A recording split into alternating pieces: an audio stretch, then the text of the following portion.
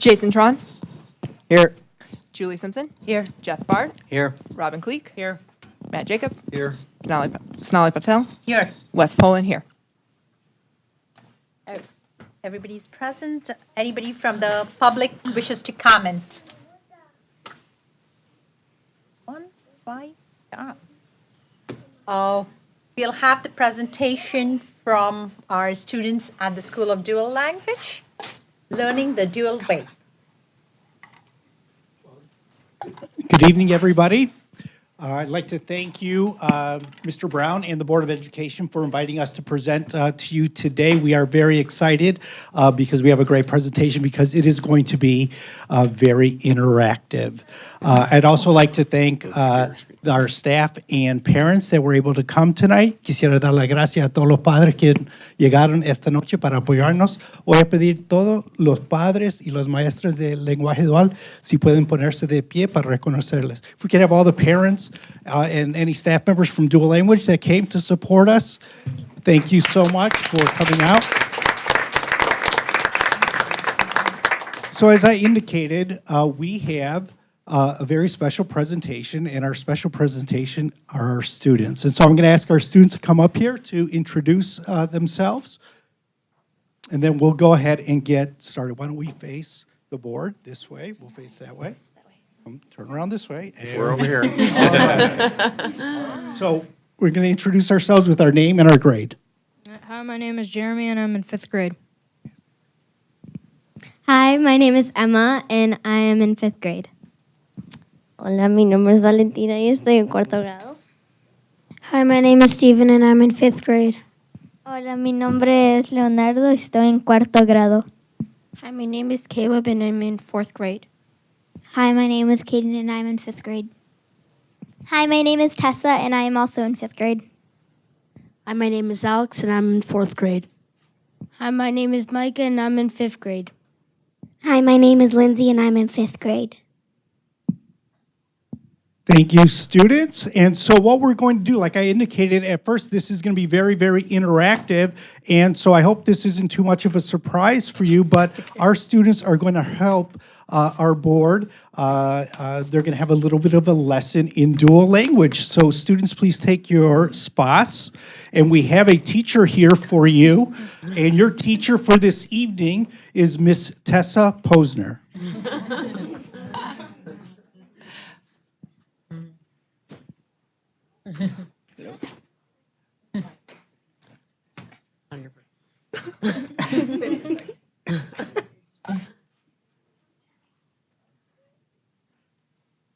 Hola, estudiantes. Hola. Hoy vamos a aprender del ciclo de vida de las mariposas. La palabra ciclo, ¿cómo parece el ciclo? ¿Cómo parece? Steven? Un círculo. Muy bien, sí. El ciclo parece como un círculo. En el ciclo de vida de una mariposa hay 4 etapas. ¿Qué es el primer etapa? Emma? Huevo. Muy bien, es el huevo. ¿Cómo parece el huevo? Kaden? Como un círculo. Muy bien, como un círculo. Este es el huevo. El segundo etapa es la oruga. ¿Cómo mueve el oruga? Como una ola. Muy bien, como una ola. ¿Qué es la primera etapa? El huevo. La segunda, la oruga. El tercer etapa es la crisálida. Hagan eso. Crisálida. ¿Qué es el final? ¿Qué es final de etapa? ¿Valentina? Mariposa. Muy bien, es la mariposa. Mira a su pareja y hagan todas las etapas. El primer, el huevo. El segundo, la oruga. El tercer, crisálida. Y el final, la mariposa. Muy bien, estudiantes. Gracias.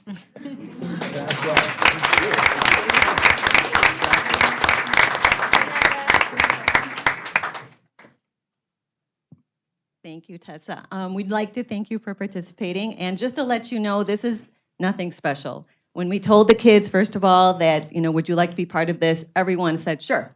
And there no hesitations. Also, when we kind of put this together, we just gave them the idea. Hardly any prep because this is something that they're used to, they know. Again, they see this day in and day out, every lesson. This is what we as teachers and they as students see. This is something that we think about both languages and we call it TPR, but total physical response. So it sticks better with their movements and they repeat, they talk to partners. We use cognates, we use the translanguaging, both their languages. So this is something that, again, we do the regular curriculum that everyone else does, but we think about it in 2 languages. So by the time they leave 5th grade, 4th grade, they are bilingual, they understand, they can follow, they can respond, and we're so proud to be part of this program. But we also have a former student, Ms. Jenna Helmick, who is a junior at Vernon Hills High School, would like to say a few words about how the program that she was in has impacted her now and hopefully beyond.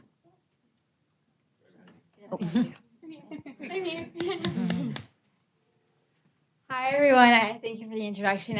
So if you haven't already heard, I'm Jenna. I'm a junior at Vernon Hills High School right now, and I prepared a little something for tonight to show how my life has been impacted by the dual language program and where I stand now with my Spanish experience as well as English and how I think the dual language program has impacted me a lot. So ever since I have graduated from Townline School of Dual Language, I have been in love with Spanish, and I've tried to do as much as possible with the language.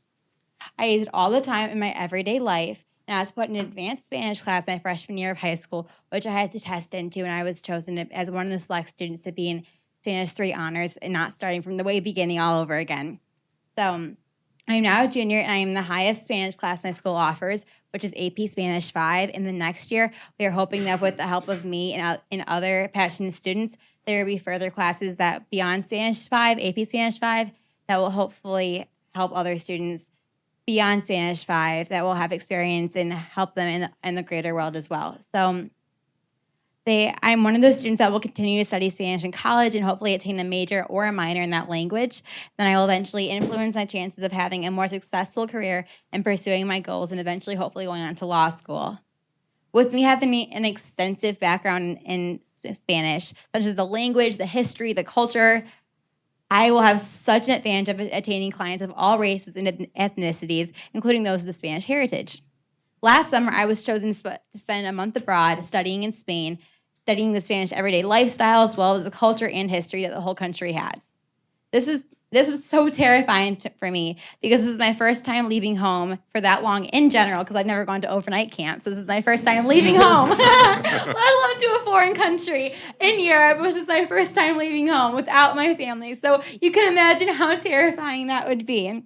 But obviously it paid off in the long run as I was very happy and proud to have been chosen from my country to go and study abroad and stay with a homestay family there. And then it was actually pretty funny because when I got back, from studying in Spain for a month with lessons and everything, no joke, I literally could not stop speaking Spanish because my family there forced me to only speak Spanish for 10 days straight. And I came back, even going through McDonald's drive-thru, even simple things like that. I would say things in Spanish like Puerto Janeiro and Diet Coke. And I'm like, oh wait, no, I'm not in Spain anymore. I have to speak in English. So it was just funny, simple things like that, how it really impacted me from going in Spain and speaking Spanish literally for 10 days straight, 24/7, and not speaking one word of English. So I think that was pretty cool how that starting from your guys' ages and then going on later to going to Spain and then being in my position now, it was just all that background information, how everything added up over time and really impacted where I was then in Spain and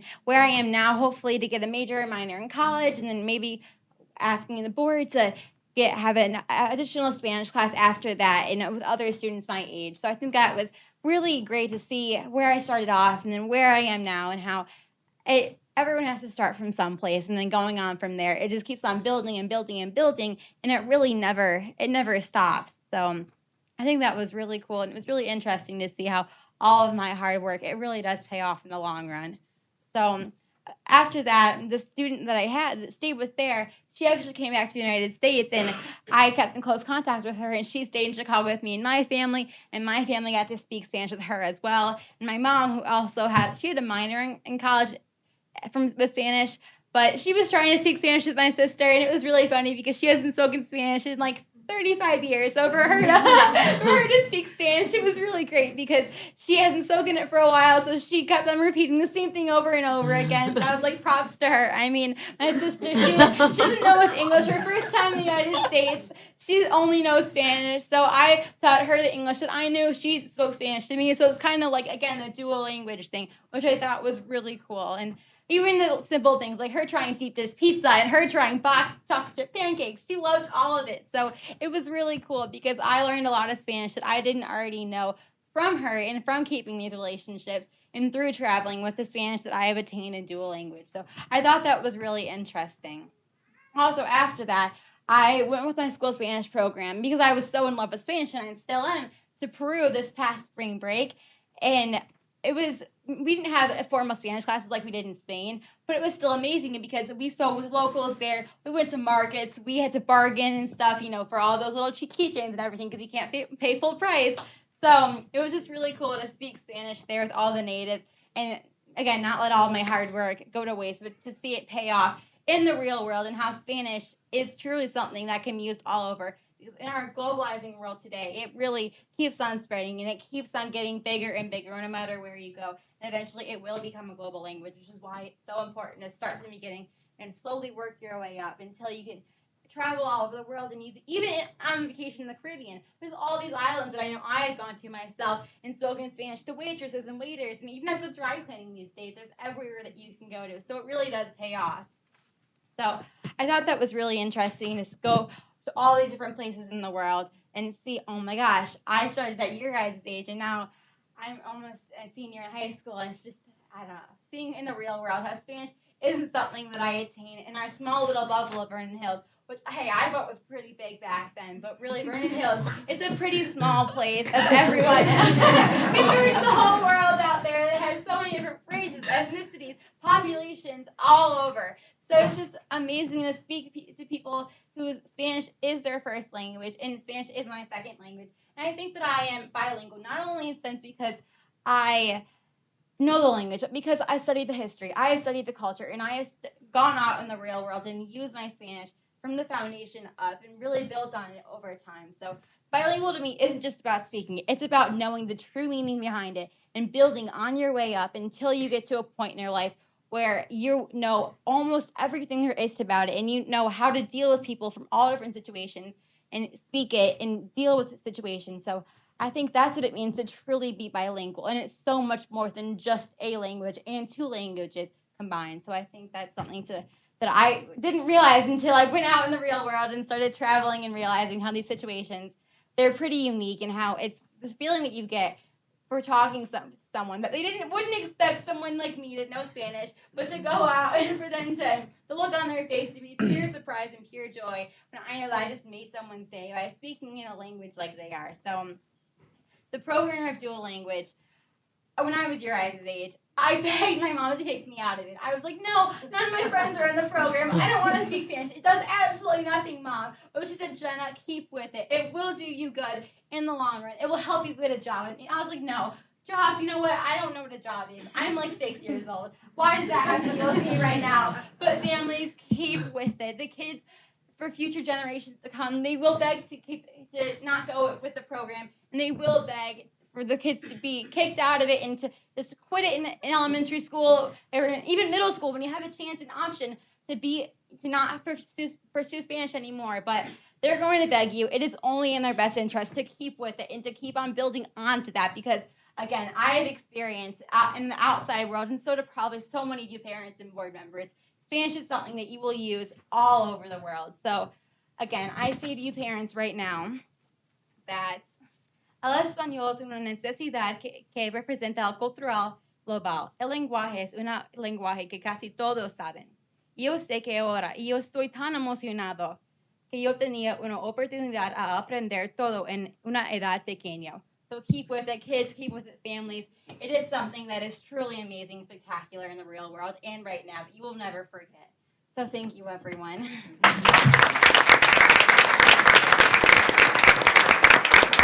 Thank you, Jenna, for that testimonial. I'm going to ask the students to come back up here, and we'd love to answer any questions that you might have. Kids, come on up, or it's going to be a long night for you up there. So.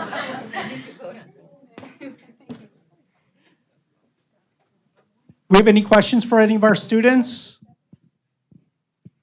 No, but that was really impressive. Well, thank you again for allowing us to present for you tonight. Thank you. Thank you. Thank you.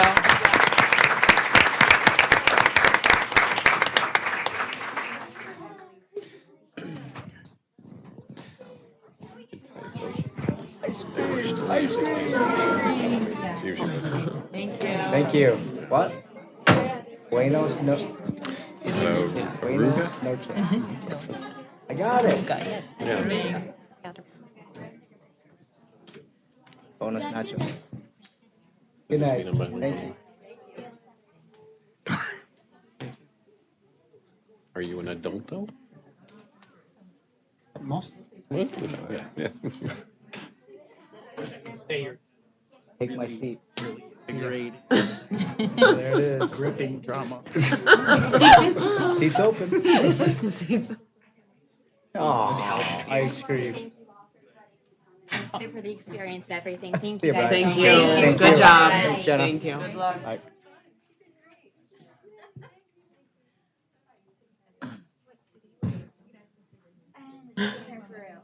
Oh my gosh, I traveled all through. I was there a month, so I traveled to mostly Madrid and Granada.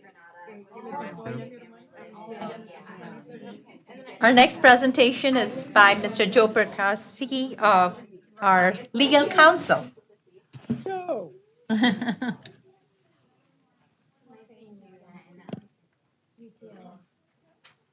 evening, everyone. Good evening. Good evening, Joe. Thanks. More reading material. We're not allowed to accept. I was just going to say that. It's a tough act to follow.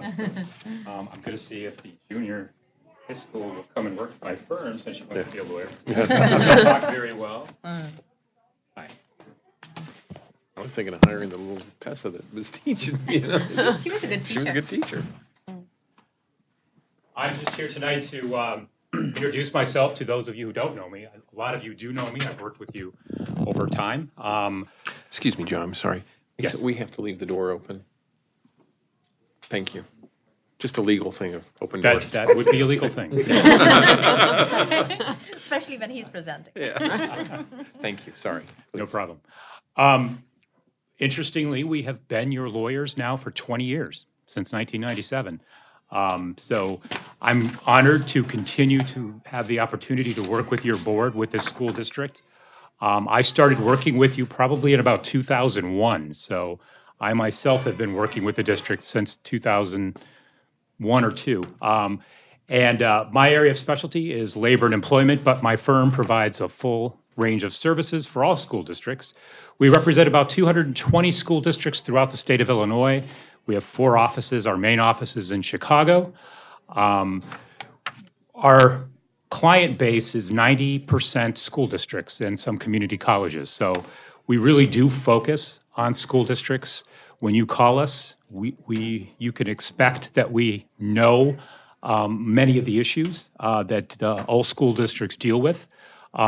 Every school district has its unique issues, and sometimes we'll have to do some, analysis and opinion writing. But generally speaking, we've seen a lot over the 20 years that we've been representing you, and since the early 1970s when our firm was formed. And as I said, we've tried to make ourselves a full-service firm in the sense of meeting the needs of a school district, regardless of what those needs might be. So it's been an honor to work with you all. I do work and provide services to you along with my partner, Carolyn Roselli, who works primarily in the student special ed services area. Also, Howard Metz, who is a great transaction lawyer, who some of you probably know or have got to know over the years. We also have a full range of associates who also support the partners. We have 42 attorneys firm-wide. Happy to answer any questions. I'd like to cede my time back to the kids. That was much more fun. And I hope that we have the opportunity to continue working with your district. Any questions for Joe? Thank you so much for coming. Hope to see you all at the Triple I suite that we do provide on Friday evening of the Triple I experience, for lack of a better way to put the Triple I. You're welcome to come to our suite. It's from 4:30 to 6:30 in the Hotel Sofitel. Thank you. Thank you Thanks, so much, Joe. Joe. Thank you. Let's see.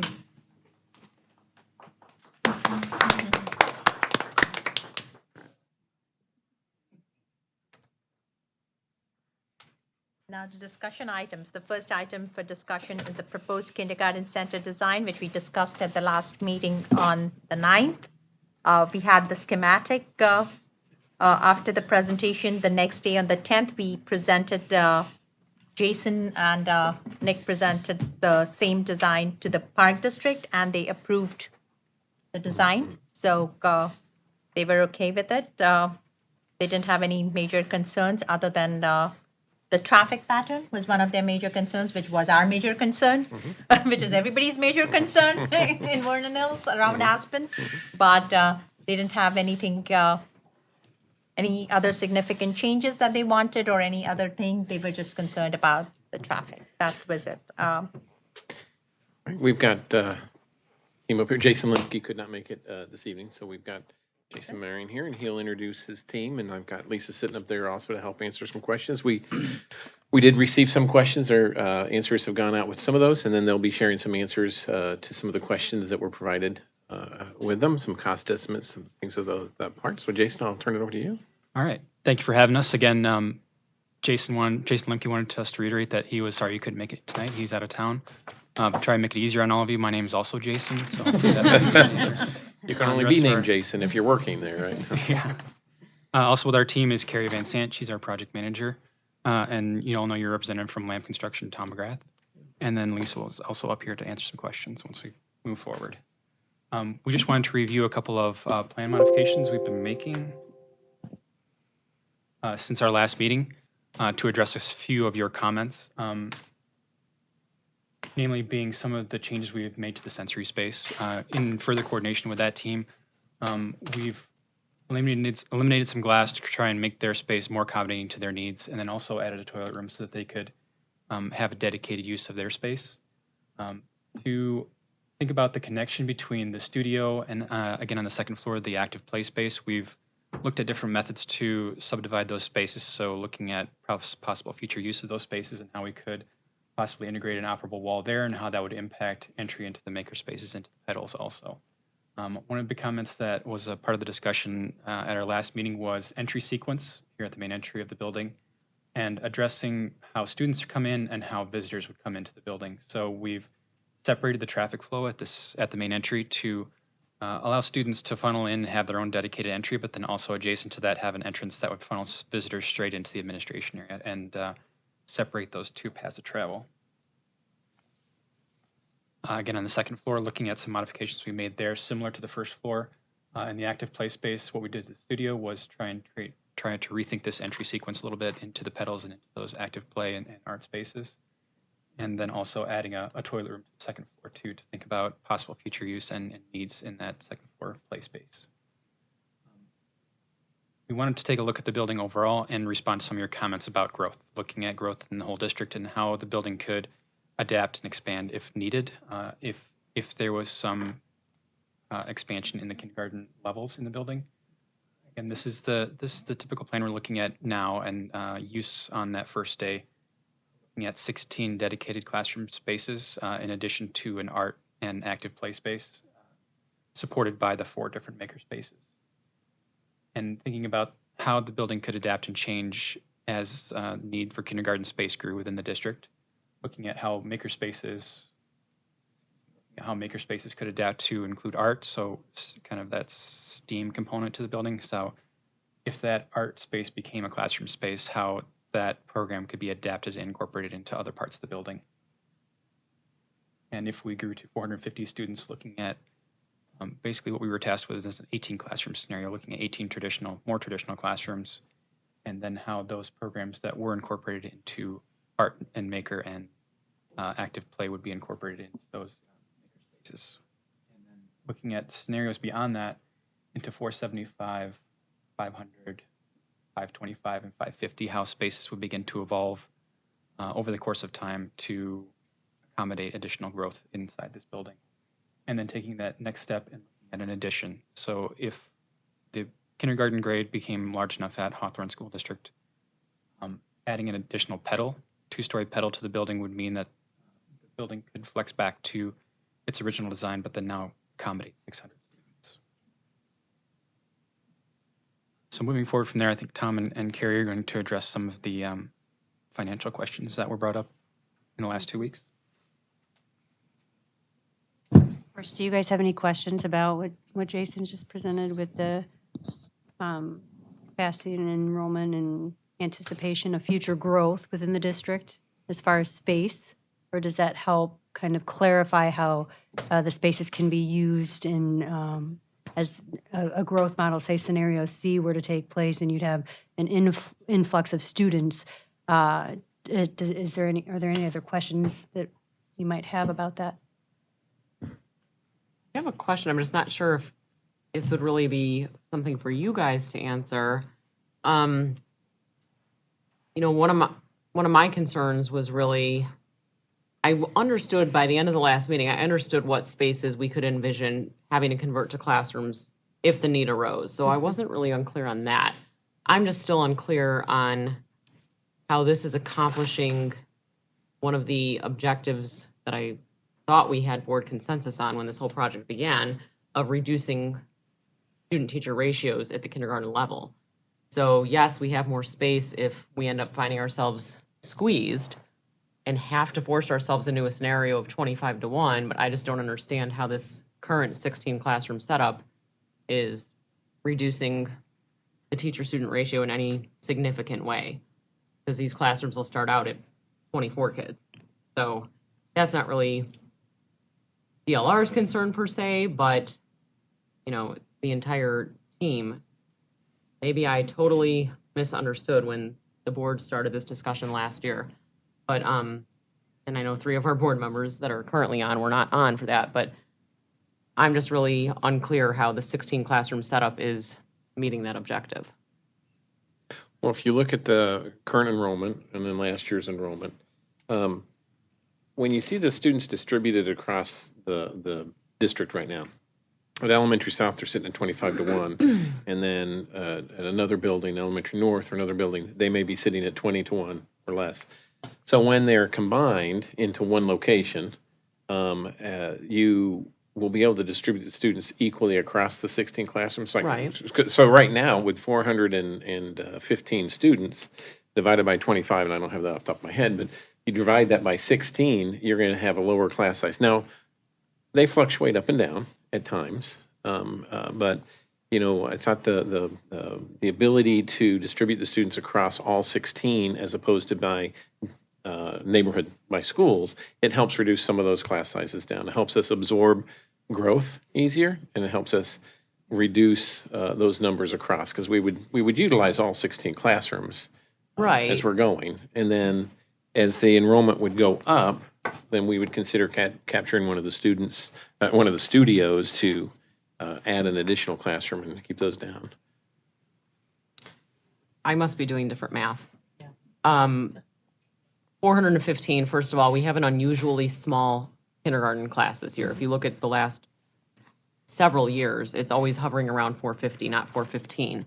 You take out the 75 dual language students, approximately, somewhere between 70-ish and 75, and now you're down to 375 for the average kindergarten year, and you distribute that over 16 classrooms, you're at like 23.4 or something students, which, since we don't have 4/10 of a student, thank God, that's going to be 24 kids in a homeroom. I just don't see how that's doing any better than 25 kids in a homeroom, unless you want to get really nitpicky. So I'm just, again, if it's something where nobody else is all that concerned about it, and I'll just have to make my decision accordingly, then I will. But I just think, I thought the objective was partially not only to gain space, but to move towards a better classroom size at that grade level. This year's 415, last year's was 437 for the district. The year before that was 451. That was the first time it had hit 451. Prior years to that, it's lower. Traditionally, our kindergarten enrollments are lower than our first through. Even when we went to full-day kindergarten, we still noticed that the kindergarten enrollment was slightly lower than the first through. To get the square footage and fit the spaces, 16 classrooms, put them below 25 to 1. Part of that was, keep it at 25 to 1 or less if we can. Try to reduce if the possibility is there. It's limited square footage space on the lot to fit all the Oh, spaces I in get there. that, but we yeah. knew that going in. I mean, this lot hasn't changed size since the start of this project. But I think that it keeps it at 25 to 1 or less. And off, any of the numbers, we had the 451, take it out, that puts us around 25. A decision can be made to capture one of the studios and make it from 18 to 19 and then reduce. You look at the current numbers are low. Last year's number was 437. The year before that was 450. And after that, with the half-day programs, they weren't up into the 450 numbers until, I think, if you look back maybe 8 years, there was one year where it might have hit that number. But it provides us that flexibility to reduce those if we so desire to capture a studio and use it. It is a classroom space. There are 18 of them there.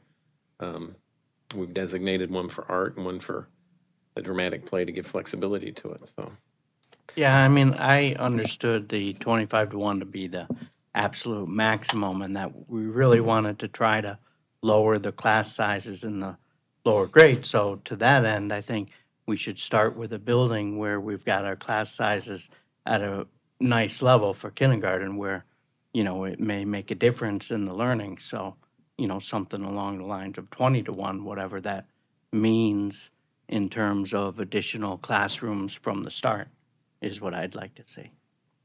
we just capture those studios and add them into them, and you would have 18 classrooms and divide. Right, how much is it going to cost to convert a studio? Because we're designing these spaces in a specific way, and then next year we're going to be changing them. How much is it going to cost us to change it over? Not a lot. I mean, it's the Well, I think as Jason showed by creating, if you want to go back to the first or second scheme where we changed the studio and the dramatic plays, those can easily be converted into full classrooms. So right there, you get an additional, 40 to 50 students out of those. And by doing that, it doesn't necessarily remove those components from the educational program. They can be infused within the maker to create STEAM plays, STEAM environments or dramatic play environments. You can do trade-offs and maybe have one per floor. So it still affords you the flexibility, I would say, regardless of your desire for a smaller class size. The flexibility is built in to show you as enrollment grows, but also what you can do if you wanted to adjust your class sizes.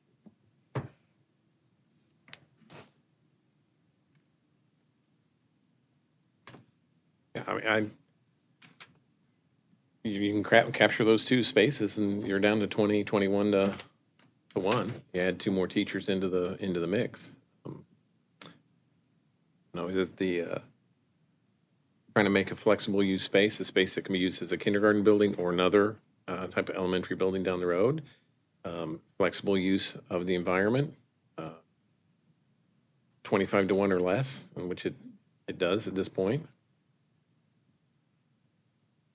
Oh, and of course, there's a cost-benefit analysis. I do understand that if we reduce class size, we're paying extra teacher salaries, and, I appreciate that. I think we have to decide what's the potential benefit for the outcome for the students, as well as the teachers, versus how nice is it to have a maker space, and is that a need versus a want? If push came to shove, and we found ourselves outgrowing the building and said, okay, we need to convert a maker space, then that tells me it's more of a want. It's not an absolute dire necessity, but I don't even like having this conversation at the 11th hour because I feel like we had it so long ago, and I'm just really not understanding how we got to this point of it. I mean, I feel like I've been hearing 18 classrooms on the low end and 24 on the high end since this was a sketch on a cocktail napkin, and I'm just kind of surprised that we got to this point, and it's 16 homerooms, I don't know, I'll shut up now. I All right, mean, so I was just going to say that I was on the same page that when there are 18 classrooms, it was 18 classrooms to start with, not that can be converted to make 18. And so I was disappointed with that as well. So where I see it is, this is where the board needs to decide what's important based on something. So we need to get that information. Because with the 16 classrooms, it'll be used 450 as our, right now would be high end in terms of kindergarten class. We're looking at, you take out the dual language, looking at 23 to 24, right? 23 point something. Right.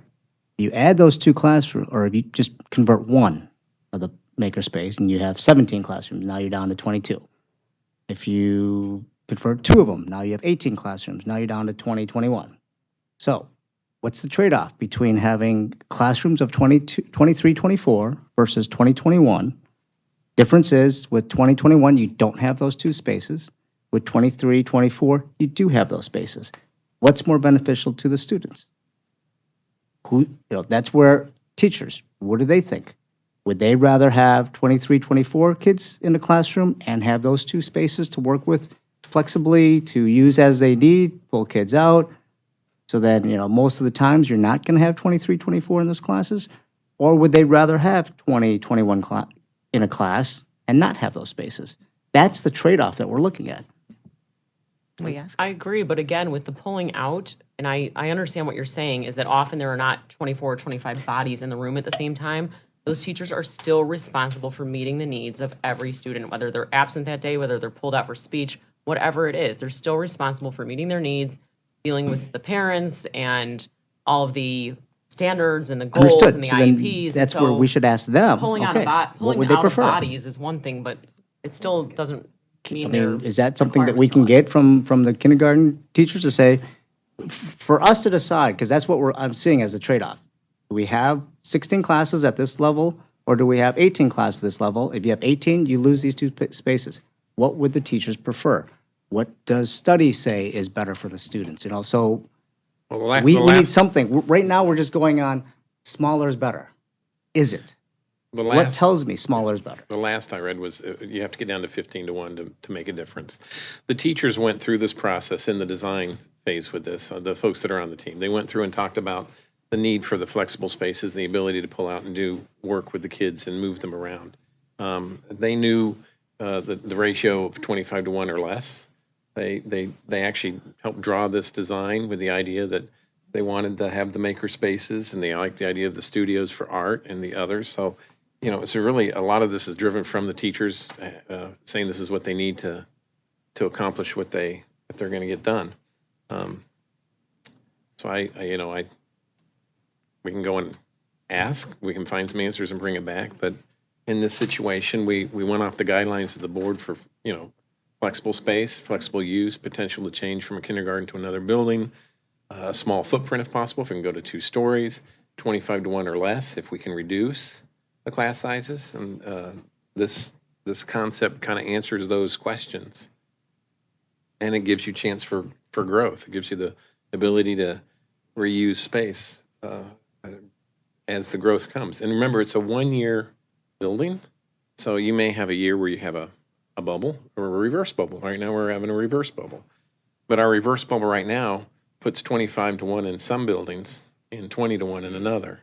You have a bubble that's growing. It's there for a year. You can capture a space, use it, and the next year, if the enrollment comes back down to a different number, you start seeing a trend where it's staying with you. Like we're expecting to have some growth. This allows you to do that. But they helped design this with the idea of knowing what the enrollment was and how they wanted to use the space and how they wanted to move the students. The walls, the operable walls, were favorable, but that allows them to be in a structured environment if they want, and then they can move to a less structured environment and do some creative things with the kids when the kids are ready and when they need them. So you're not stuck in a square or you're not stuck in an open space. You have the ability to fluctuate back and forth on how that space can be used. So they went through the process to help create this.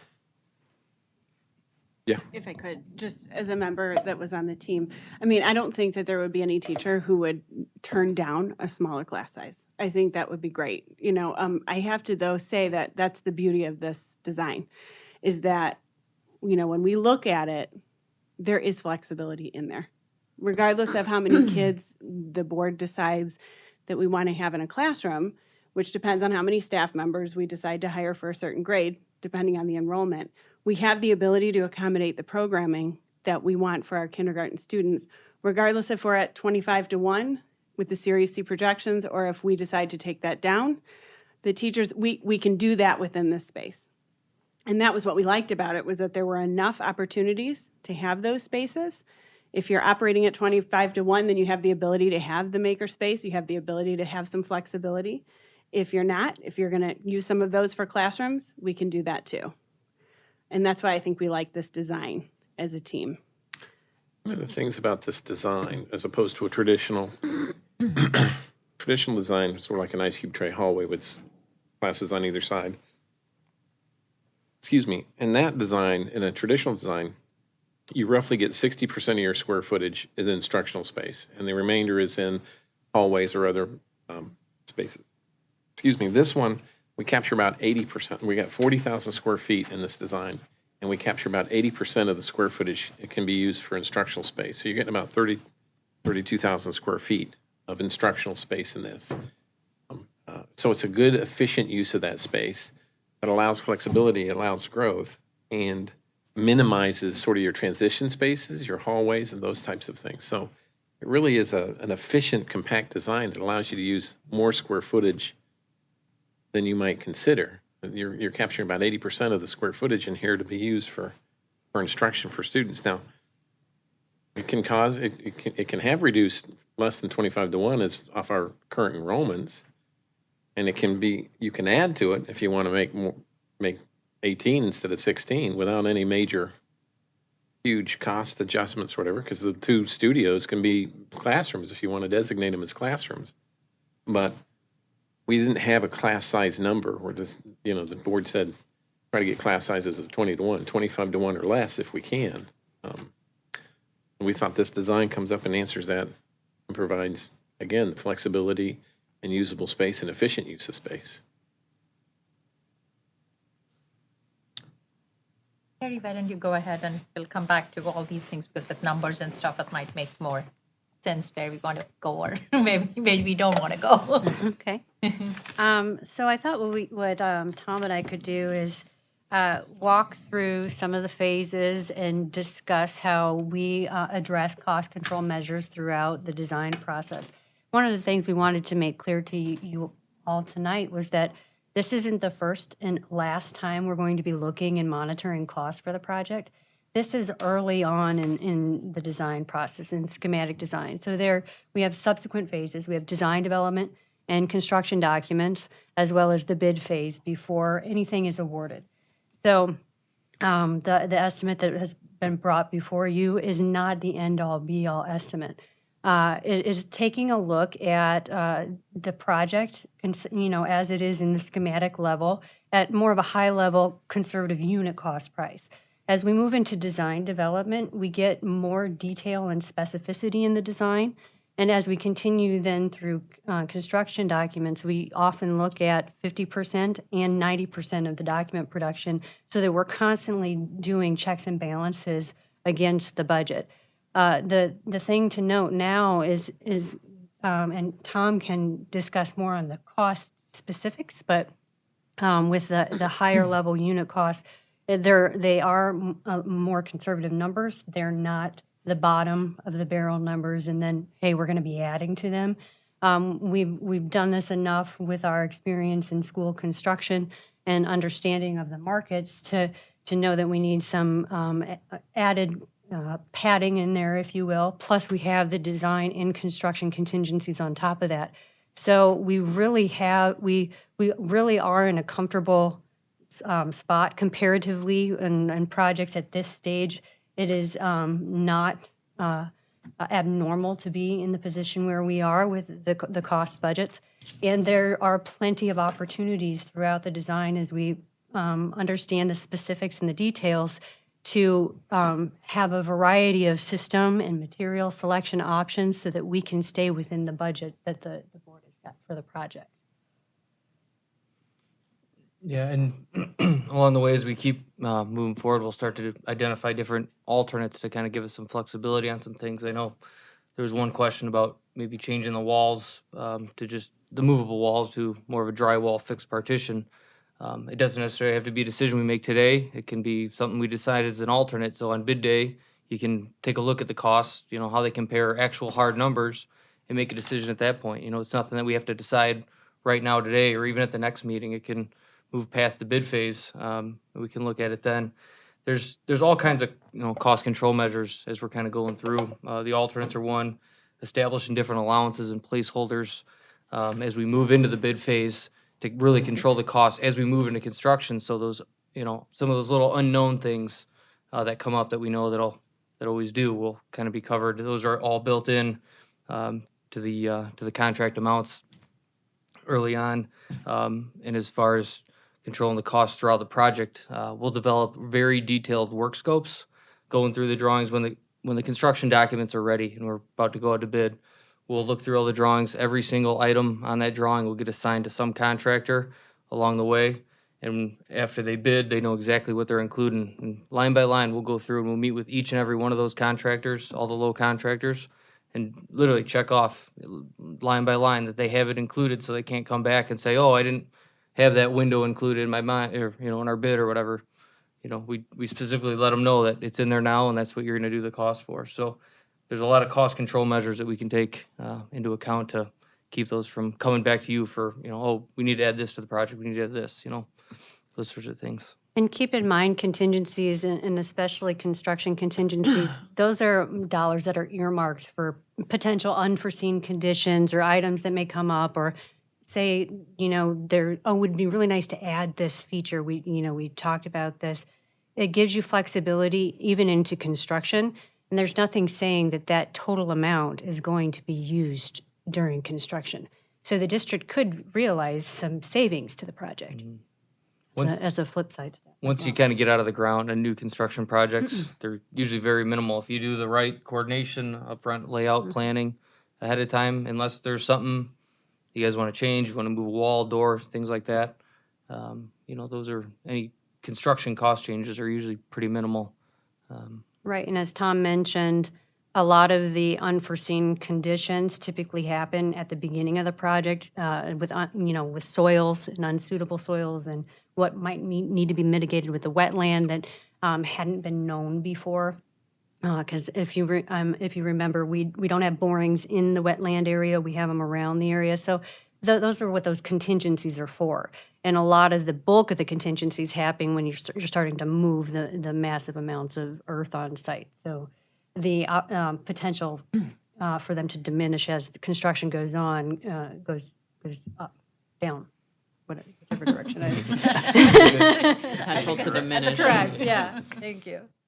I understand the opportunities along the way to reduce or save costs. I'm still disappointed in the initial estimate, given the budget that we have and how we're paying for this project. So seems like it would be easier to reduce some costs up front rather than prepare bid documents and then have to make changes later. So what are some things we can do now to reduce the estimated costs of the project?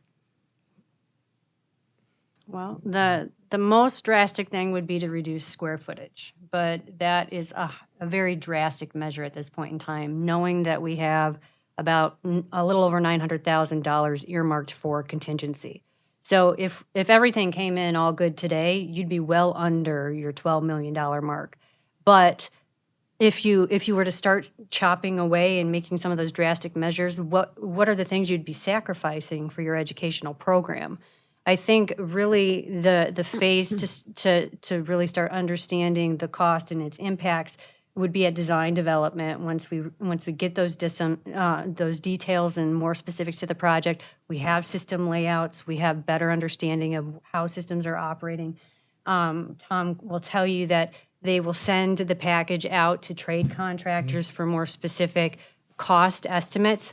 I think at that point is when we really want to hone in and take a look at where the estimate is. But to reduce square footage would be the easiest way to answer your question right off the bat.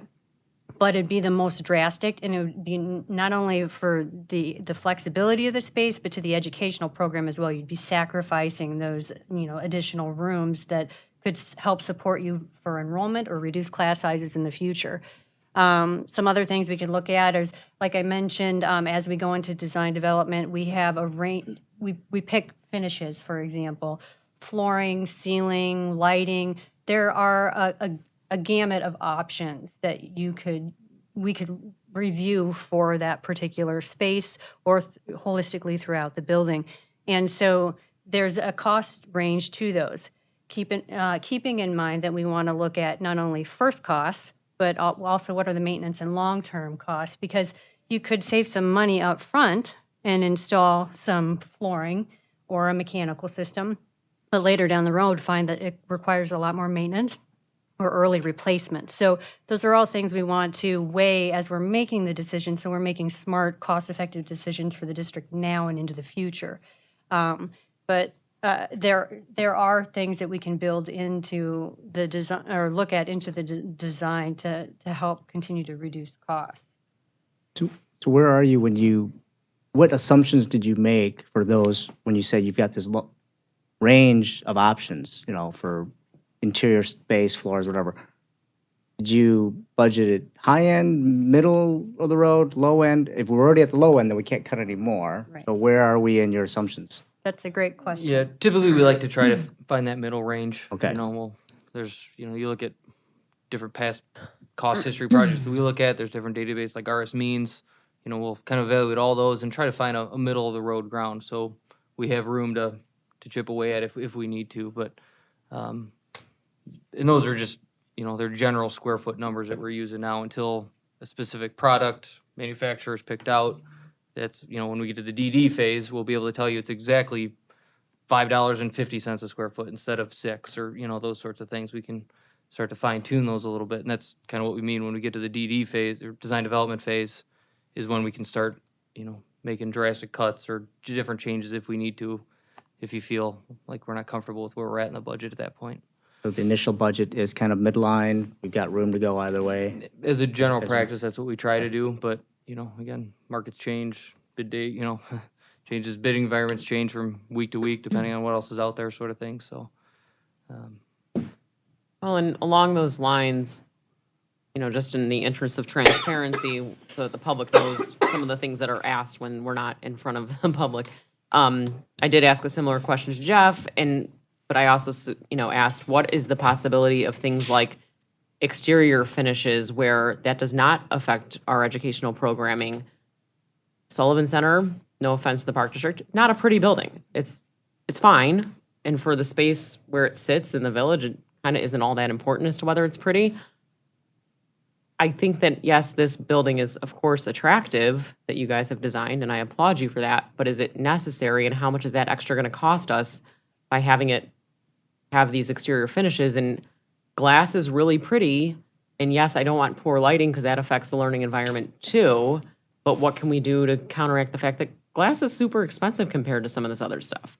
So these glass partitions, they're lovely. They're more expensive than a drywall partition. So I sit there and go, what can we do that really won't affect educational programming and really won't cost us more money in the long run? Because no, I'm not interested in cheaping out on an air conditioning unit and replacing it in 10 years instead of 20. And good questions, Robin. A couple of things to consider is that part of the charge was to create a holistic kind of campus look that blends not only the community center, but also the library. So we have materials taken into consideration for both of that with some accents with, metal panel and stuff like that. It has gone in front of the Park District and has gone and been approved by their board. So a part of that process would be if we wanted to change window patterning, material placement, quantity, stuff like that, we would need to go back in front of them for approval. So there is some scheduling related items to that particular approval.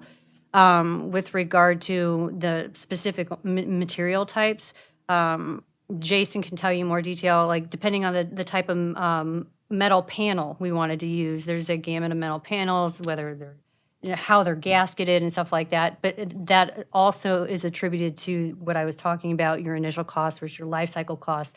It being your exterior shell of the building, you want to make sure you're making smart, proactive decisions along the way for that as well.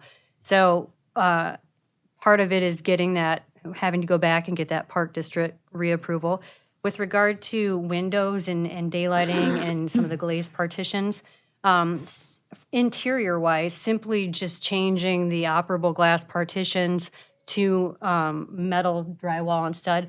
The way the building is designed, it has to have that transparency or that capability to be able to get natural daylight into some of those center portions of the building. If you just close them up, you lose visual transparency, not only for daylight, but also for monitoring. In classes, say a teacher wanted to have a small group go out into a certain space, but keep her class in there and have, some partial privacy, however he or she wanted to have the classroom set up. They could still have that visual connection. You lose that if you have a solid partition. And even when you start to go to a solid wall partition, you want to start looking at how do I incorporate glazing so I can still have some of those benefits of daylighting and monitoring and that. One of the things, another thing with going to the stud partitions versus the operable partitions is you completely lose that flexibility that the core team has felt is so important to the design and that we've incorporated into being able to spill out into the makerspace and other spaces into the building. But What there is are the- options, I'm sorry, but there are options when you get to that, when you're looking at different materials, there will be Right. some options for decisions that could reduce costs. Sorry. Jeff. I was wondering what the specific uses are in the administrative area. It seems like, for example, the reception area in terms of square footage seems rather large. And I was just wondering what the offices, who would be using those offices and that conference rooms and that type of thing. I mean, my concern overall is, I'm a big proponent of the kindergarten center, but every dollar we spend on this is money we can't spend on the huge number of other needs that we have with our other schools. So I'm just looking to make sure that we move a little bit more away from ideal and what's nice to have to what we really need to help solve the space problem that we have in the district. And this is just one piece of that space problem. One of the things for the administrative center is, it is the storm shelter for the building. It has to meet a rating for a particular type of tornado.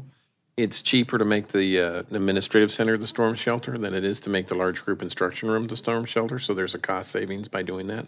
That means it also has to be a certain square footage, but that's not the only reason it's that size.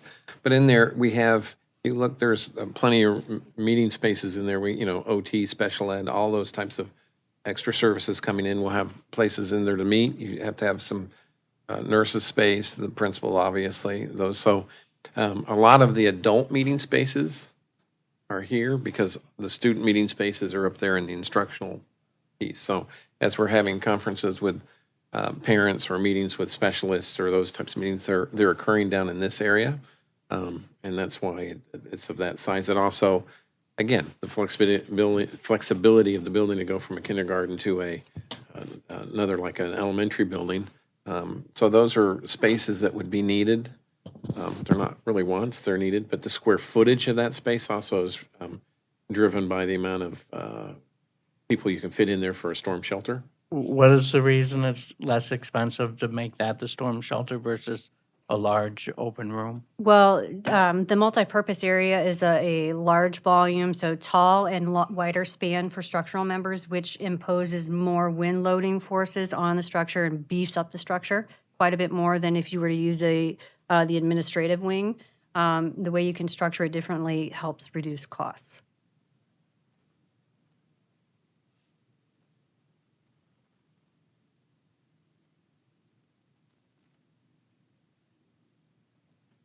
Any more questions? For just them or Yeah. for the whole topic? No, for them. They're sitting. I'll keep moving on. So hypothetically, if the board says, we're going to put a stake in the ground, we want 18 classrooms, would you think you'd come up with a whole new design, or would you say, take this, convert it to 2 studios and 2 and get your 18? Or can you even answer that? I I don't know, you guys can, maybe Nick and Lisa might be able to comment on that as to, we're saying we need 18, that's just what we want. What do you think would be the next steps? I mean, I think Nick and I were thinking that all along as we were looking at this building, trying to create as many classroom type spaces as we could possibly create for increased enrollment. I mean, so for me, if they're saying the easiest way to do it is with the studio and the dramatic play space, we'll do it that way and we'll create the 18 classrooms, hire the extra staff and make the class sizes lower. I think we would still stick with this design because this design is what we felt like as a team was what we wanted for the vision, not just of kindergarten, but I mean, aligning with the strategic plan and everything that we want for students in the future. This was the plan that offered us the flexibility in that way because we may have the increases in enrollment right away. They may come slower or faster than we anticipate, but this has enough classroom type spaces to afford us that opportunity. So in my opinion, I'm going to speak for myself, but I would stick with this design and say, what's the easiest way to get 18 classrooms? Because I not only see 18, I see 22 because there's possibility of converting those maker spaces. I mean, the way we thought of this was how can we get maximum efficiency and get ourselves enough classrooms that we're not in this predicament later. So we have 16 classrooms right now. So with the class sizes that we have right now, this is how we would utilize the space. We would have these 4 spaces so that we could have some flexibility. We look at our science units, we look at weathers, because that's another science thing. We look at centers, we look at consolidating our big materials and big furniture for kindergarten kids into the dramatic play space. We have an art room. We are running it programmatically similar to what we do for kindergarten now. But, with an eye towards the future, knowing that we may have those Series C numbers come in, we've got enough spaces that we can hire the teachers and have the classes too. And we can adjust our programming as we need to, like Jason showed when we look, just eliminating one space at a time or more than that if we have to, depending on when the kids come. So for me, this is the design we spent a lot of time figuring out. And the reason we liked it was that flexibility. So if the easiest way to do it is with those 2 spaces, take those 2 spaces and like we've made the adjustments now and hire the 2 teachers and we'll have, lower class sizes right off the bat. I would go with this design as well. It's a very creative, efficient use of space. Like I said, about 80% of the square footage is used for some sort of instructional space. You don't have big hallways and that type of loss of space. There are 18 classrooms here to start with. There are 16 classrooms. There are 18 if you count studios. We're going to have art in those in some sort of a classroom space to begin with. It provides that growth. Our enrollment in kindergarten the last 3 years is the highest it's been. If you take that last 3 years average, it's about 434 students. And 16, and take 75 of them out, or roughly around that number for dual language, you're sitting at 22 kids per class in 16 classrooms. It provides for a lower class size. It provides for growth. It provides for flexibility. I think it answers all of those questions. So I would stick with this design for the pure efficiency of the space. It's great use of that space. But the other reason is because this is what was designed with the team, with the idea of the programming for kindergartners in mind for now and in the future. And the desire that each one of those classroom spaces can be structured or moved to a flexible spot. And each one of the spaces, the maker spaces that they have available there, are spaces that they want to use and need that they don't have right now that can enhance their educational experience for the students. So I would stick with this particular design. I think you might be misunderstanding what I've heard anyway is I don't think anybody's criticized the design at all. It's just what is the best learning for the students. And if that is, and then I don't think we have enough information yet, but if that is that we should have kindergarten classes with 20 students, then at least for myself, that's what I want. And, I'd like the space to be able to start out like that, not start out at 25 students in a classroom. So I think that's what we're saying. We're not saying change the building design or anything Okay, so like here's that. the thing, though. Off the last 3 years average, you're starting at 22. The board didn't say we want class sizes of 20. They said 25 or less, would like to get lower. We weren't given a number and say make them 20 to 1. This would start off the last 3 years average at 22 to 1 which are the highest through the last 3 years. So we've got a low one and we've had a high one and we got a 430. So you're already starting at a 22 to 1 at 16 classrooms. Right, but that wasn't acceptable in this district. We had complaints from parents saying the kindergarten classes are too big. One class has 17 kids in it. How come my student is in one with 24 students? Because they're in different schools. What we This said solves was 25 would be the maximum. We don't want to see more than 25 at all under any circumstances. We didn't say, let's start out with class, at least I didn't think we said, let's start out with classes at what the class size is now, That's what I 22 thought or too. 23. This gives you that. This gives you 25 or less. I know, but I'm saying, let's determine what creates the best learning environment for the students in kindergarten. And then let's design the number of classrooms or fit the number of classrooms to achieve that starting out, not start out at where we have a low number of total kindergarteners in our district now, and it's only going to get worse. So if we don't, let's say hypothetically, the board says, nope, we don't like this design because it didn't start lower. What guidance would we, as the board, give the design team to start over to say, how would they design something? Would we say 20? Would we say 22? Well, we're not starting over. We're I'm just just saying, saying, they need something. I mean, so when we're discussing this, this was done with that guidance, 25 or less. Okay? Yes, we would like to see it at 20. Like Lisa said, every teacher would like less. So if we're saying that this starts out too high at just 16 classrooms, then what do we need to do? Then we need to say, okay, 16 classrooms not enough based on 430, 450, whatever number we want to use. What number would we use? Would we use 450, our max, 20? Then that would then say, okay, design me a building with 18 or 20 classrooms.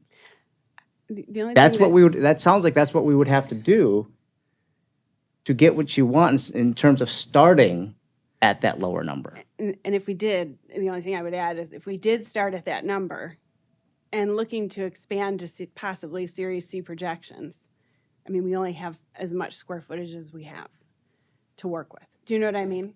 So like there's a lot of classroom spaces in here, 22 classroom spaces right now. We could lower the class size right now based on the enrollment and adjust the way we're presenting these rooms on the floor plan. But like if we're getting to Series C projections, we're going to have to talk about either increasing square footage, right? I mean, if we go past 22 classrooms using all of these spaces, but the space is there right now.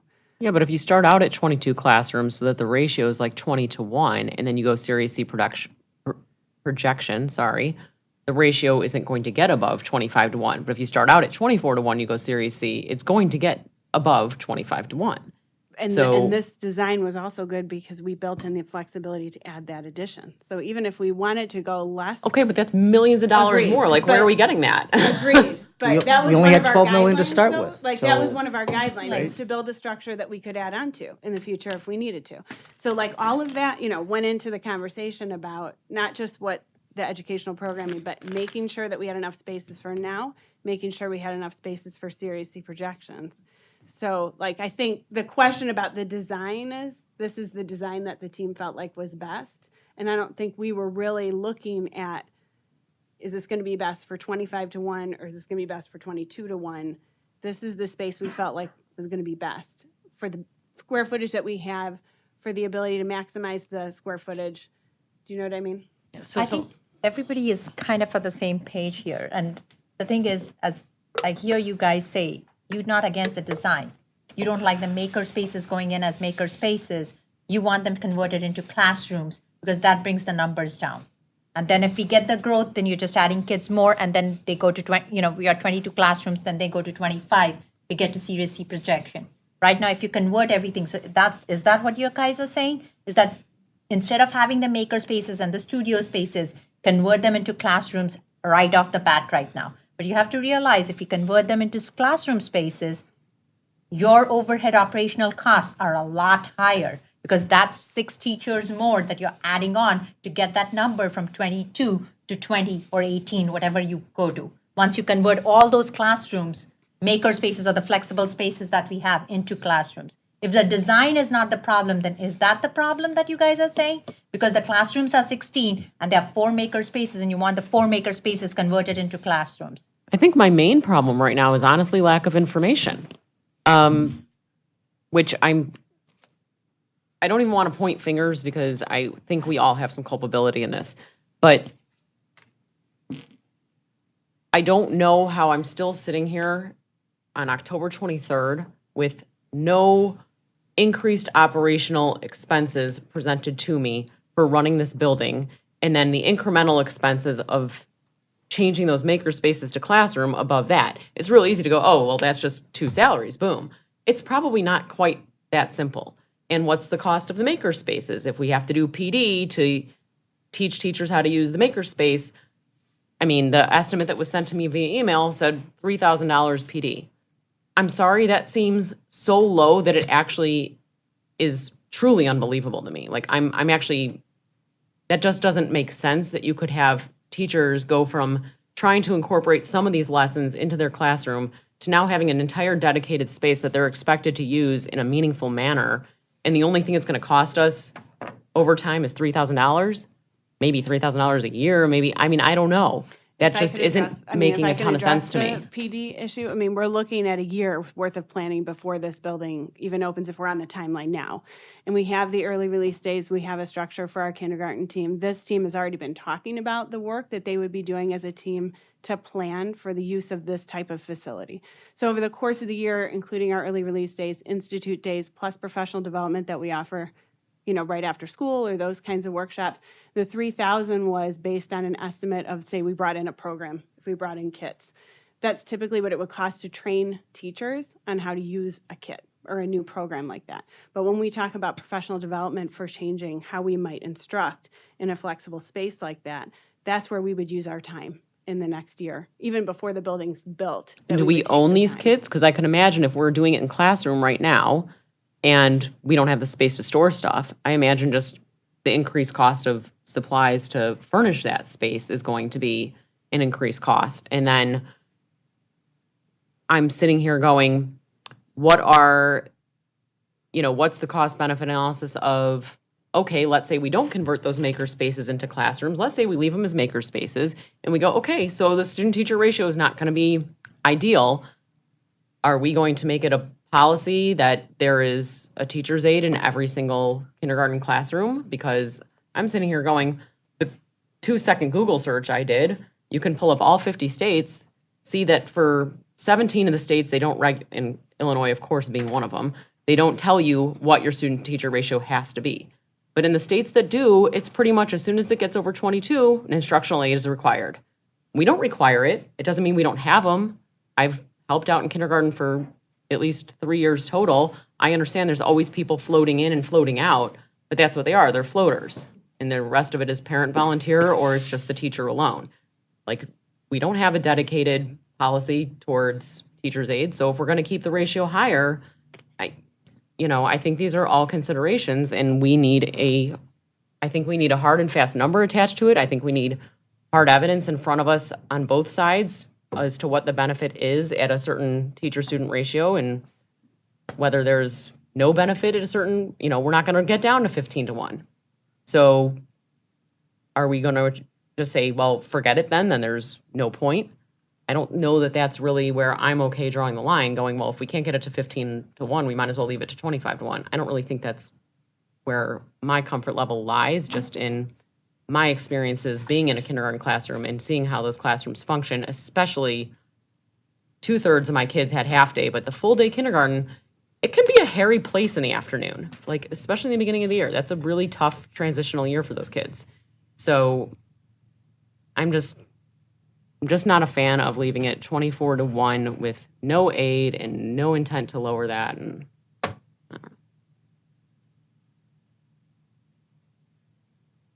So any more questions for Tom, Carrie, or Jason?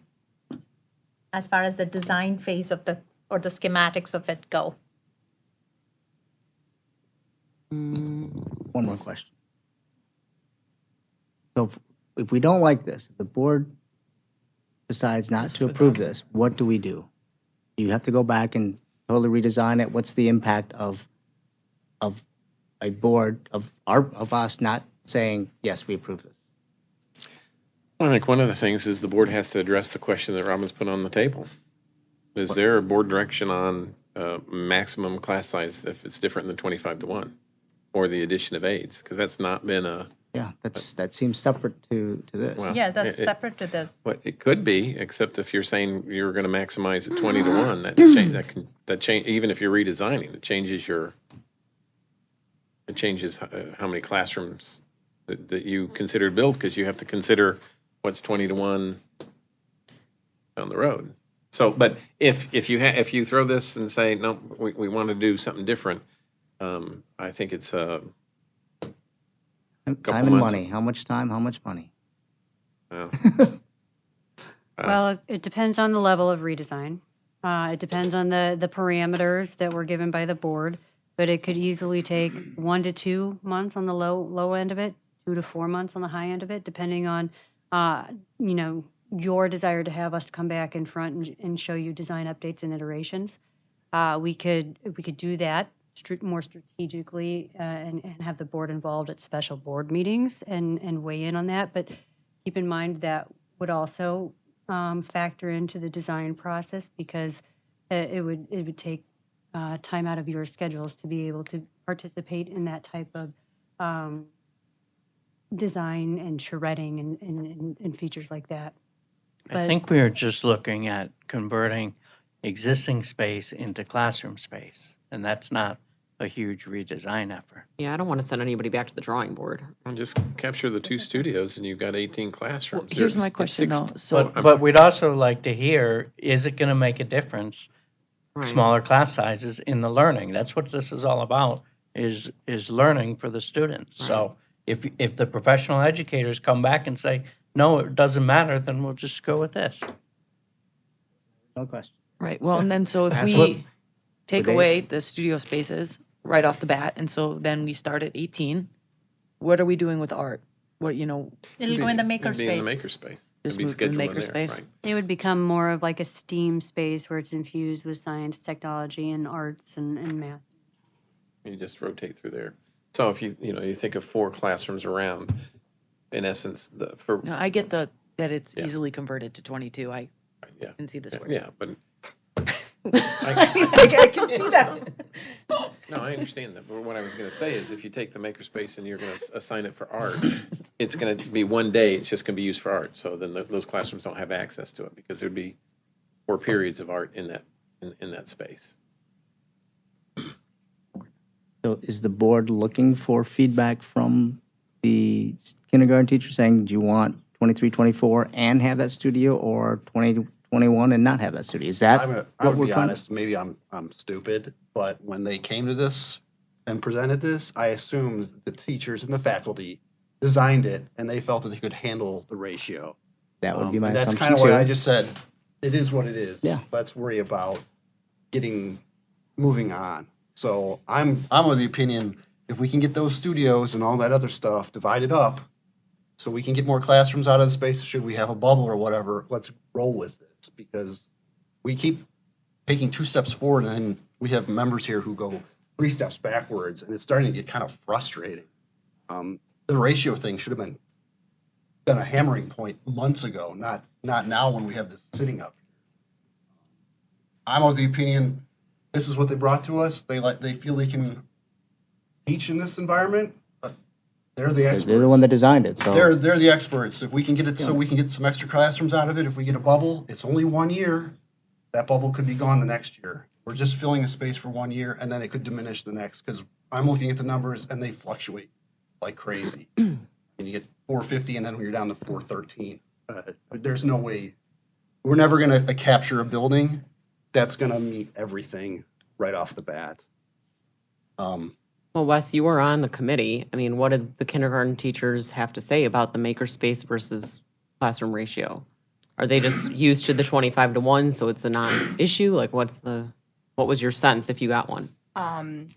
My sense was that overall the teachers were happy with the design.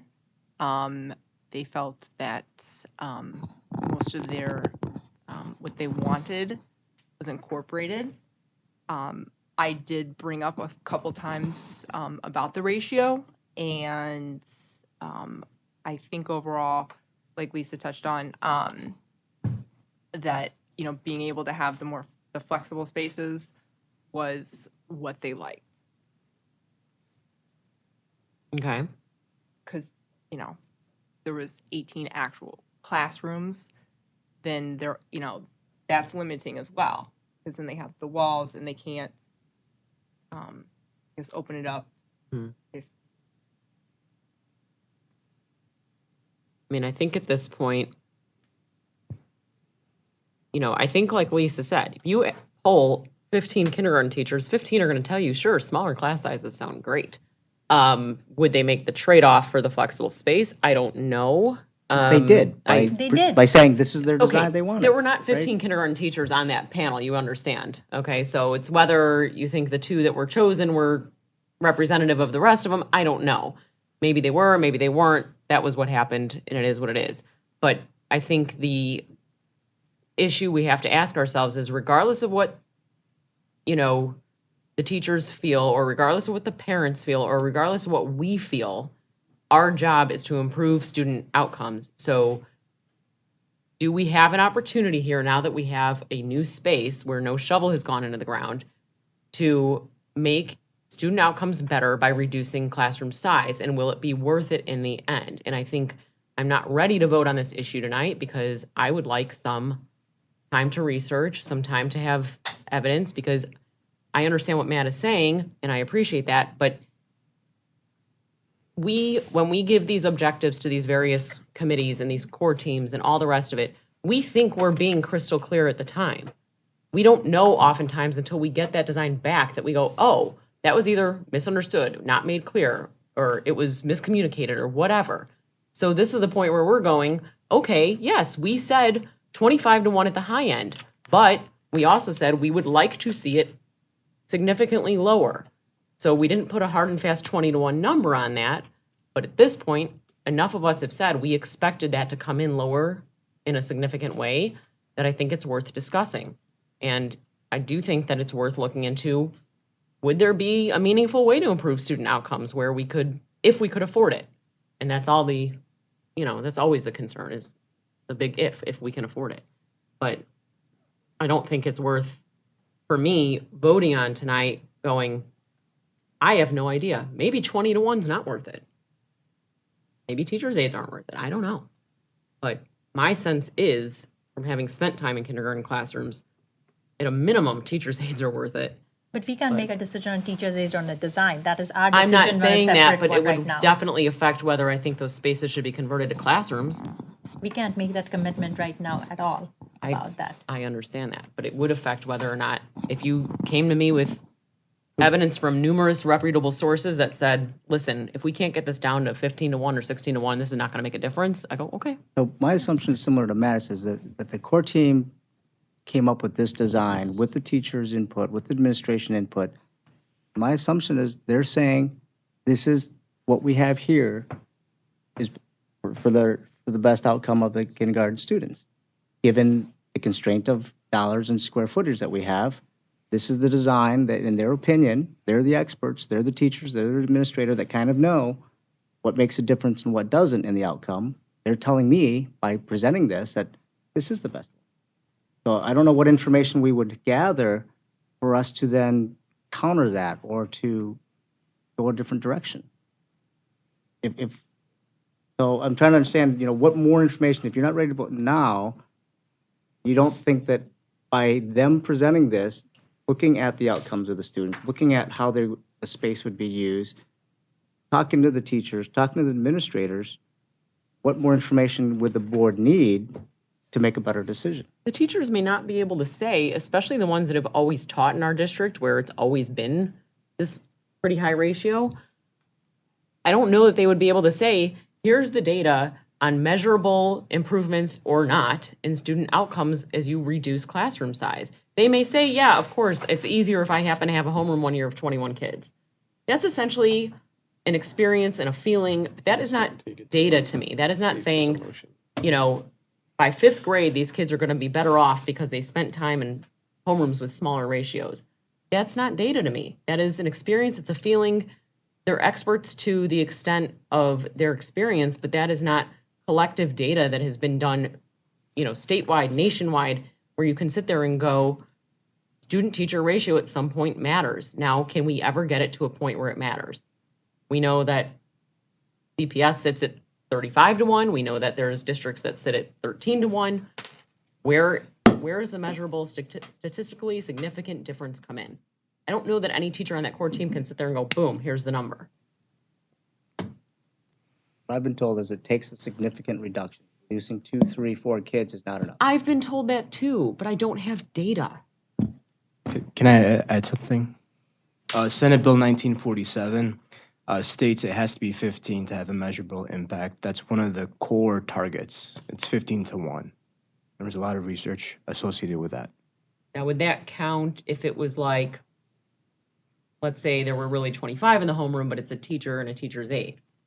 So that the ratio is not truly 15-1 like student to teacher, but it's, at least instructional help, extra set of hands. I don't know It that. doesn't I speak think to it's that. teachers. Yeah. I did want to add one just quick note on, you were talking about the impacts, circle back to the impacts and a delay. I mentioned at the last meeting, right now, we're not carrying any winter conditions in the estimate right now, just because we're kind of on that borderline where we think we'll be closed up before winter hits. Pushing it back a month or two, you can start to see some significant costs when it comes to winter conditions, especially protecting the masonry, all the walls, exterior walls, 2 stories tall, draping tarps over theirs and heating those while they're doing the work. Those costs get very expensive very quickly. So, and then there's always obviously escalation and stuff. Yeah, we had as- the estimate for that, right? It's about something close to 500 to 750. You had given it in your estimate proposal when you gave that for a winter contingency. I think when you gave it a few back months during our ago. Okay, I'd have to look back at that. In the proposal, there is a winter and it's something about that high. Okay. Yeah, I'd have to check back at what that exact number was. And because we left that off just Yeah, based on what our it's left schedule off the is total, now. but it Right. is in there. You had Okay. given it to us. And, just again, based on the time of year that you start and those sorts of things would all play in, and that could usually fluctuate just depending on, I'd have to look at the list on what was included in that. Okay. I have a question for Tom. In regards to the traffic patterns, I know that we're looking at what's currently been proposed. The buses are going to have to do a circle. So for the parking lot, what type of additional curbs, medians, how is the parking lot going to be? Will it have renovations? And what would be the costs? You're talking about the current Sullivan Center parking lot? Yes. As of right now, I think they did, I know they're still working on this, I think they did the turning radiuses of buses, and they didn't come back with any updates to the parking lot that would be required. Okay, so there's not going to be any type of additional curbing or medians or With the information we have for- now. No? Is that, Right. I don't have the drawing with me right now, but yeah, I believe Gold Hamilton put together a quick bus radius going around that parking lot, and they didn't really relay to any of us that we'd have to modify curbs or. They already get Stretch out buses the in there, parking so lot. they must be pretty confident about that. Okay, so It there's looks not going pretty to be any tight, it does, additional, but- there's not going to be any additional impact or costs. From the detail we have now from Gay Walt, we don't anticipate it, no. Unless the And site, what- unless the traffic analysis and site layout were to change. But the current concept includes utilizing what's existing at the Sullivan Center parking as it exists. I just didn't know if anything needed to be added to facilitate that type of. Yeah, I would, if anything, maybe some restriping, so seal coat and restriping, which is minimal, obviously, just painting some lines. Yeah, they but- had said that when we went to the park district Okay. meeting because they wanted us to leave certain lanes, and they said then because it's Hawthorne, you'd stripe it yellow, blue, or whatever, so Right, kind of so- keep it separate, so people knew visually that that's where they had to go to, but so it would be that cost. And I can work up some cost for that if, just give me a day or two. Well, can I send just didn't something know. to you on that. Yeah. My It would be concern was that it might be relatively something minimum, I would significant think. in order to facilitate that, so. And that's- what I just handed to you are, right now, we're using the Sullivan Center aquatic parking. Talking to the park district, we'd stay cars and buses around that way. And from what we've gotten from UWalt, there is no adjustment needed to curbing and stuff at this point. There's 3 estimates there for you on if we were to come off of the easement out of the atrium property, or if we were to come off Phillips Road and come down behind the library and come in there. So there's some estimates for you on what those costs are. Working with the village, I think I gave you a report, is trying to work with the owner of the atrium to talk about an easement. And they're also considering the option of Phillips Road and what type of support that might be used. So right now, there are 2 ways to get the atrium off of Phillips or off of the easement if that's allowed. Right now, we're using the Sullivan Center entrance and exit for that, but just wanted to provide you with some of the estimated cost work for roads, things of that sort that might be needed, and working with the village on options. I did talk to the village today, and they are hoping to have a meeting this week, if at all possible, with the property owner to see if they're even interested in providing some form of an easement to us, and they're also looking at the Phillips Road piece. Both would be controlled by a gate if we're going out that way, so it's not public, just people driving back there. It's really for the buses, and we'd control that for them. So I wanted to make sure you had those cost estimates. Just a quick note on those costs. There's still a lot of engineering that needs to go into those. We were just kind of looking at some lines on Google Earth and tried to pad the numbers enough to hopefully those would cover those items. So just kind of a asterisk to that. These are all outside that original budget, right? Right. What is the bus turnaround option? sorry? Is this the Oopsie. bus turnaround option? The first one that you, The roundabout? oh, okay. Yeah. I'll email those diagrams. They're easier to see on your computer than the printout, but I'll email those to you tomorrow so you can see those. We got those today as we were going through. And I just have one more question. We're talking about, potential operating costs and classrooms. I know that if the district has 20 or more ELL students of the same language classification enrolled under one roof, the district is required to provide instruction in the home language. Do we know how this is going to impact the kindergarten center? Art is working with the state on that right now. There are several kindergarten centers around that may have a similar thing, so we'd have teachers that would be, obviously, we got to provide ELL and second language learning, but no final confirmation from the state on that particular type of programming.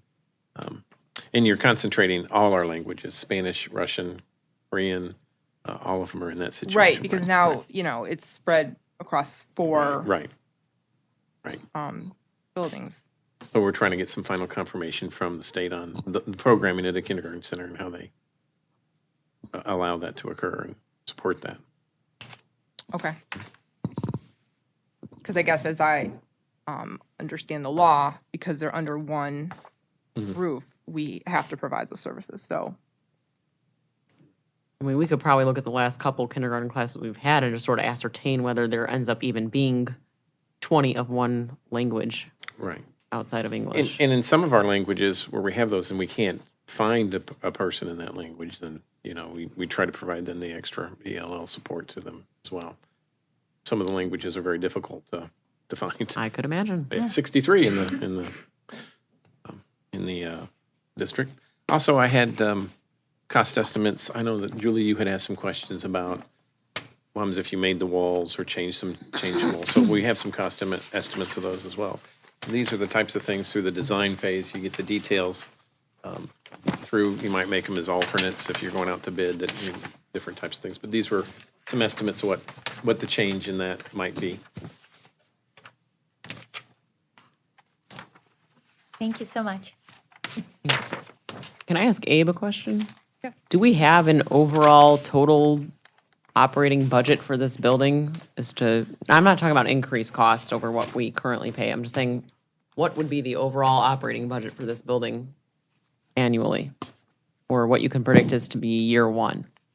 I think we identified an incremental additional 993,000 per year operational cost.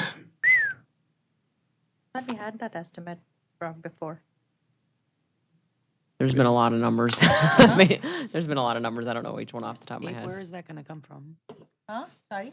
But where's it gonna The come Julie from? Simpson Foundation. Speak louder so people know that you're paying for it.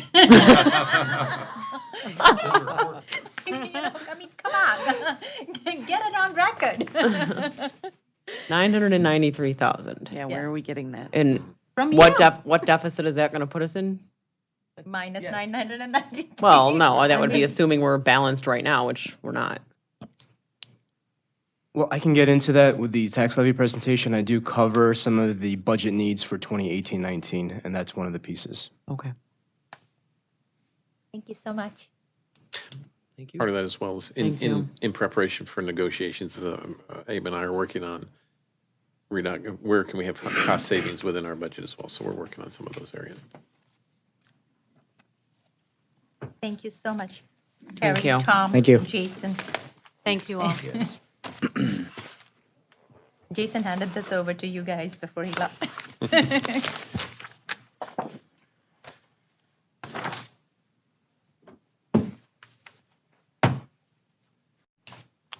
Okay, Cuneo.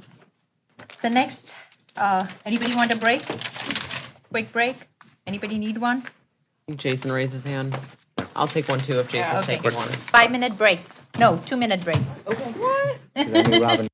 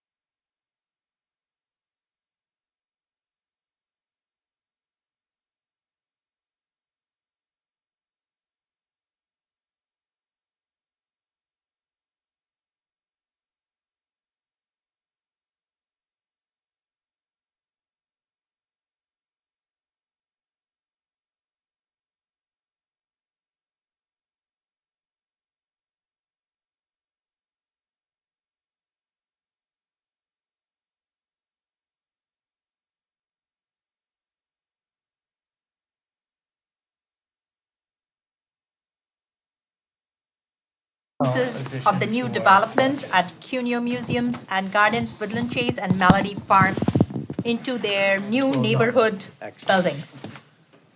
Well, that gets put on the capital cost. All right. So here, Previously gave some information to the board on some numbers for assigning Cuneo to Elementary North and Middle School North.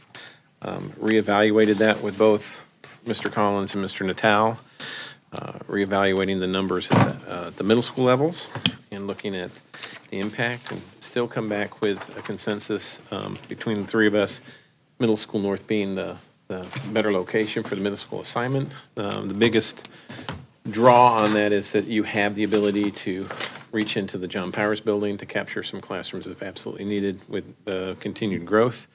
Middle South does not have that option. Also, Middle South has 10 sections per grade. Middle North has 8. If we need to add teachers, it's fewer teachers we'd need to add in that situation. For Elementary North, one of the questions I think that was asked through the process was sort of some demographic information. Elementary North right now has 34% free and reduced. And so if you add Cuneo in there, which will make the assumption that since they're $700,000 homes and up, that they won't be free and reduced, it would drop it to 29% free and reduced over that period. So roughly about a 5% drop in the free and reduced numbers. That does not take into account continued reorg and grandfathering. There's still some grandfathering occurring, so we didn't take that into account, but roughly off of our current numbers, it should drop it by another 5% and try to get ourselves as balanced as possible. What's the district average? 38. That high?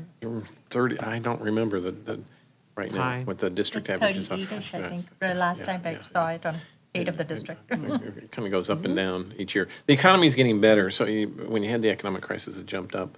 Economy's getting better, it's slowly coming down a little bit as people don't have as many needs there.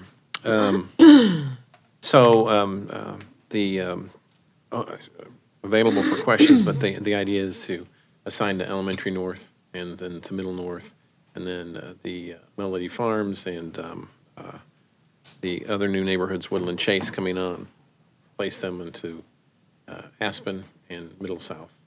They're growing. We also know that there's that small 10 houses off of the, just right over here. We don't think that's going to generate a large number of students either, but so that hasn't yet been assigned, but I would assume we'd keep that probably on the south side as well to go there. So did go through Cuneo today. They have two homes under construction and a playground out there. So if you want to go play in the playground in the mud, they've got a rough playground started up there.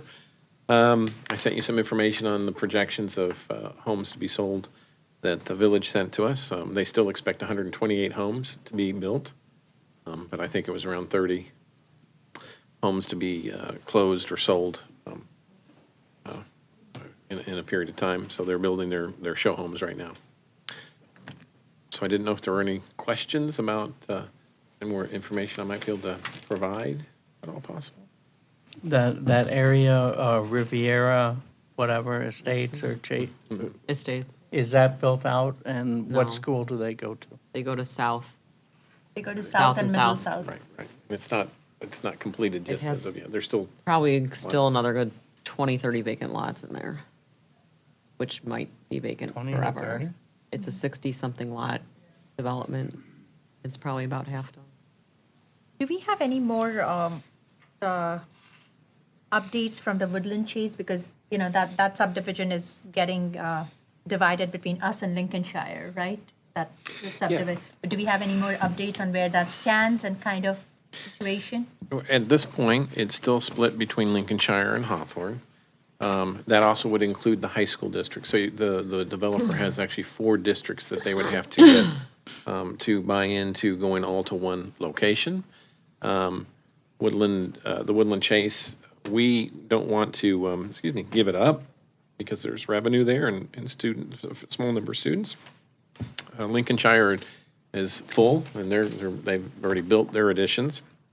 They are not necessarily, they're willing to give it up, but they don't want to. But the high schools also play into this because there's lots of tax revenue from this. So at this point, it's still divided. Okay. The developer can go to a detachment process if they want. I've heard that they were going to do that, but I haven't seen any filings of that at this point. But they can go and ask for a detachment from our end to go to Lincolnshire, but Lincolnshire would oppose that, from my understanding from their conversations, and we would oppose it because we wouldn't want to lose the revenue from that necessarily. The high schools would have a voice in that because, again, it seems to be the driving force is the high schools, that the developer thinks he wants them all to go to Stevenson. It makes sense before they build it, if you were going to make some adjustment, that you would determine that before the buildings get built. But right now, there are 4 districts that have an opinion, and I don't know that we're in agreement with the developer in the process. So it is divided. They would have to go through a detachment. They've got a new builder that they're working with potentially to build higher end homes than what they originally were thinking. That's as far as we've gotten at this point. Any more questions regarding the developments? Well, we spent a fair amount of time when we did the school boundaries talking about trying to balance the buildings in terms of socioeconomic and English language learners. I know we can't predict in terms of English language learners where they're going to move into, but certainly, as you pointed out, with certain homes, we can tell what the socioeconomic status of those homeowners will be. You indicated that Elementary North would move from 34% down to 29% with the Cuneo students going to that building, but I'd like to see what the rest of the buildings will look like with the projections and the proposed attendance from those different areas. I don't know if you have that information, but I I'd don't. like to see that just to make sure that we don't create an imbalance like we worked hard to not have. So maybe if we can, if the rest of the board wants that information, I would like to see it. I would too. So let's clarify, what exactly do you want to see so I make sure I understand? Just what the rest of the buildings will look like in terms of socioeconomic, free and reduced lunch. Free and reduced numbers. What they look like now? No, what they'll look like after the proposed new developments are put in the proposed buildings. No. But that's what he's saying. The proposed buildings is already here. But if you put them in Town Line, but Town Line doesn't even have space, so do you still want to see the numbers if you put them in Town Line? Well, he's proposed to put. Like Aspen versus. He's proposed to put Cuneo in Elementary North. He's proposed to put Melody Farms in one of the buildings, and he's proposed to put Woodland Chase in one of the buildings, so we can. Oh, so you just want the Elementary North and Aspen's free and reduced numbers? Well, all of the In buildings. Middle North and Middle South. Yeah.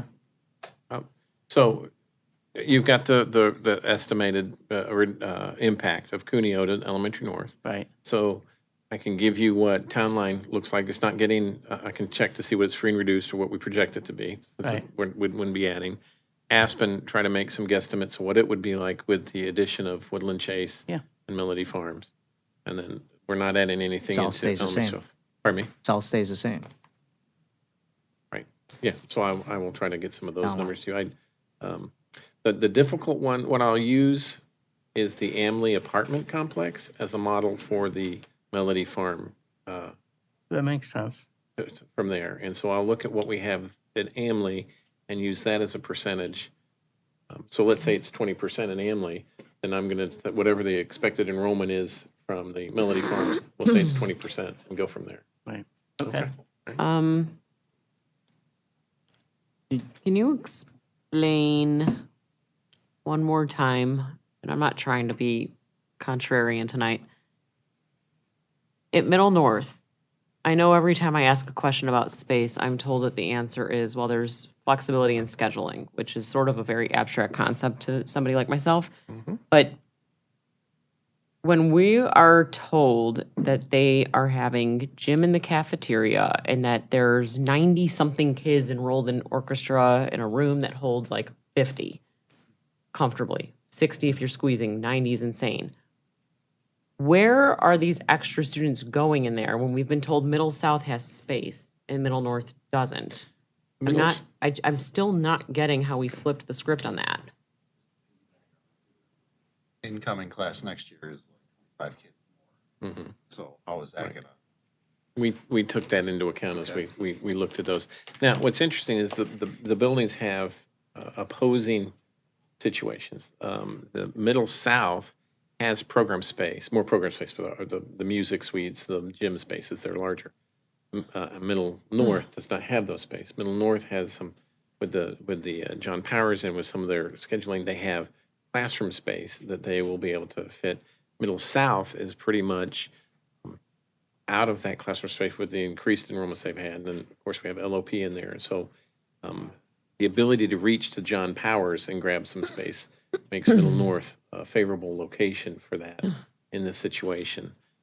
We've been doing PE in the cafeteria, obviously, for many years because of the space that we don't have there and that. So those are the two differences in them. They're both full. They're both struggling with space, but with different reasons.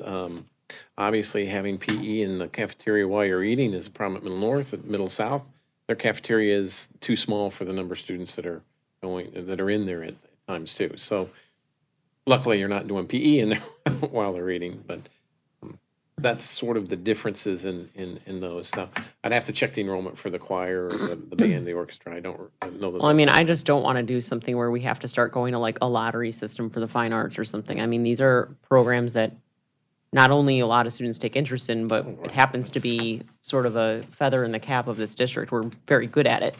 So this is not an area where I would be looking to go, we're forced to a cut, you know? Right. Like, Do you know, like, on top of your head, because I know Powers is not in the greatest shape of a building. So if we think of taking 4 classrooms from there, for whatever purposes that we do take them for electives or other programming needs, what would rough estimate for those be?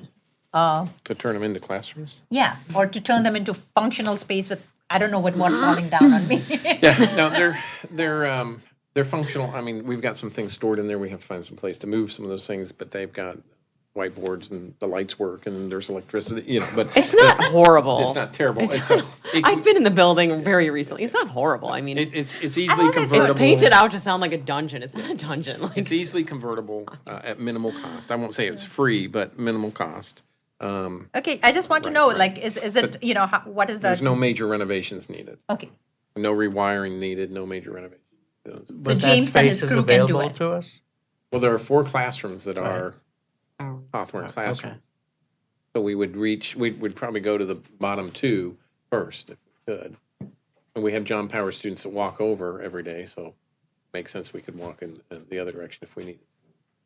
It's not the ideal, but it's the safety net where if we go to elementary or Middle South, I'd have to look at potentially a portable to grow, because I'm making the assumption that there's no EFM or referendum support for additions. Going off of what we just have currently right now. So that safety net, that bump allows us Middle North to be the better solution.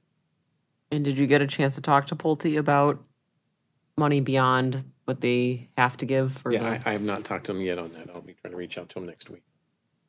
See what they might be looking at. Any more questions regarding developments?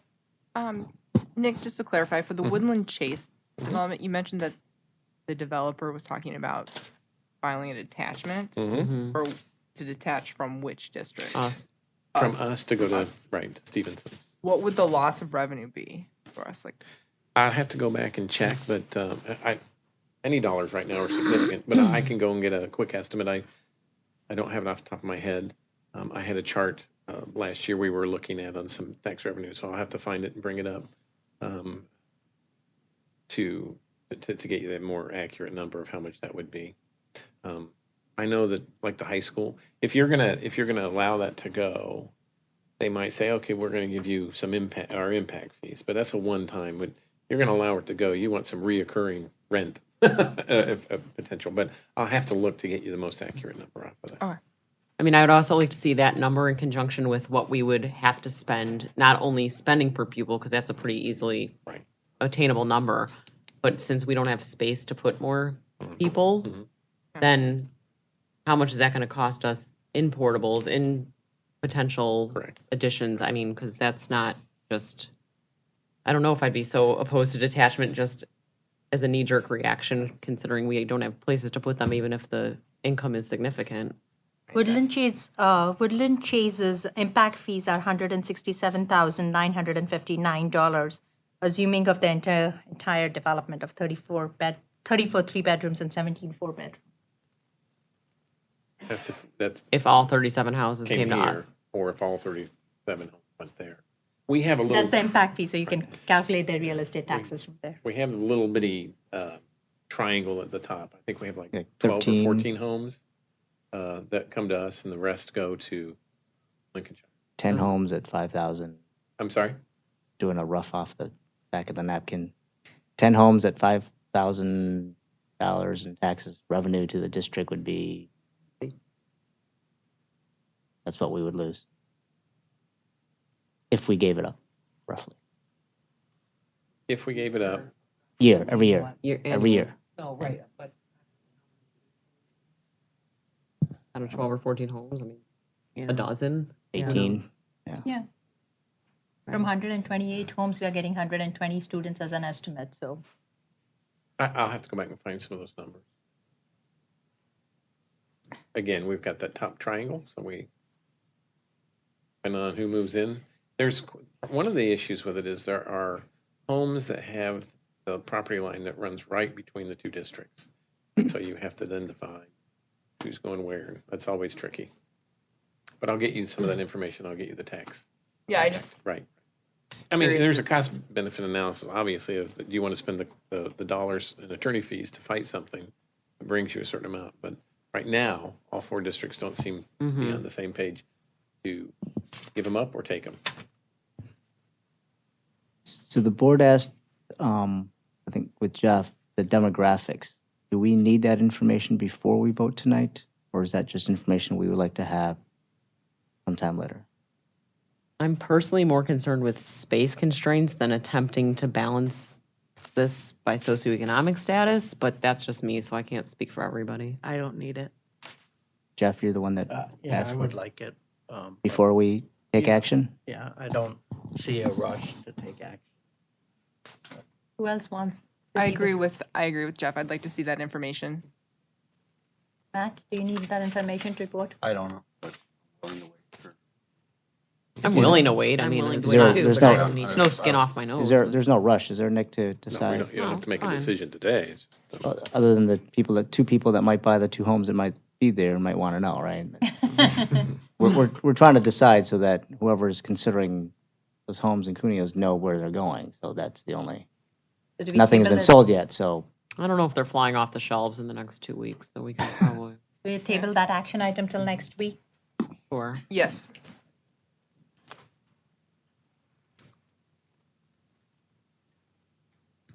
Okay, next. Abe, you have the floor. Okay, everyone. Another exciting presentation. Tax levy. Tax levy. it's a lot of good information in there. It's short, right? Yes, per your instructions. Executive summary. Exactly. That's always good.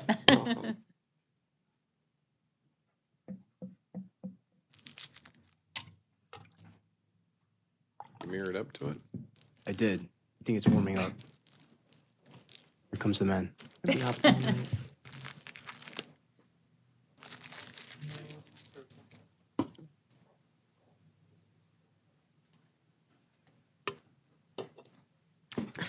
I picked front.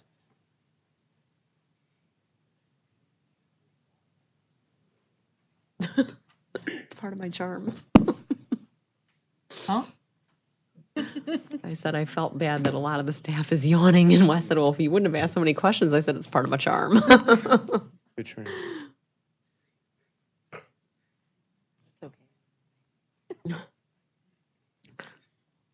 Yawning. I yawn. It really doesn't.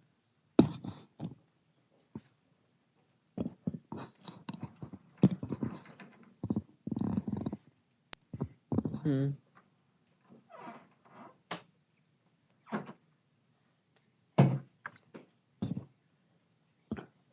1080p. There we go. Yay. Good.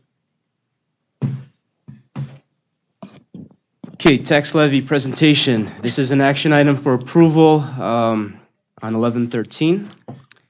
And I will go into present mode. What is a tax levy? Some background. It's a request for taxes. An extension is when it's actually given to us in June and September. So this is the tax levy. It's a request. We must file our levies with the county before the fourth Tuesday in December. There is something known as a tax cap, which is PTEL, Property Tax Extension Limitation Law. It was enacted for us in 1992. It limits the increase in property tax extension to 5% or CPI, whichever is less. Typically, it's been CPI. We haven't had CPI more than 5% in many, many years. And also, it allows districts the flexibility to continue to extend bonds, which is the debt services extension base, to a level equal of our 1994 debt extension. And it increases by CPI each year. I'll get into DSEB later, in a later slide. Some comparables, we're in Lake County, so all districts in Lake County, the tax rate in 2016, the average was 4.1%. We are here near the average, we're at 3.87%. Again, all districts in Lake County. The local tax revenue per pupil for all districts in Lake County, the average is $13.9 thousand per pupil in local tax revenue. We're a bit under that by 2,400. We're at 11,500.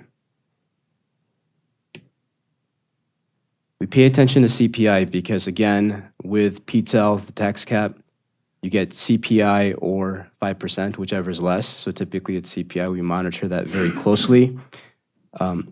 This tax levy, we're going to use the 2016 CPI, which was 2.1%. For next year's tax levy, here's where we're headed. We're headed towards 2.2%.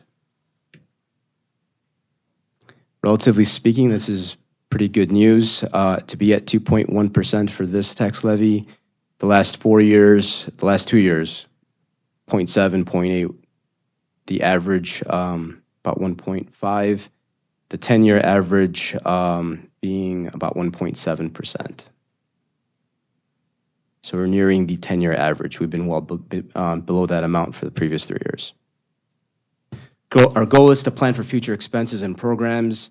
We know typically what to expect from local revenue because CPI, you can predicate that. You can know what that is a couple of years in advance because there is a lag.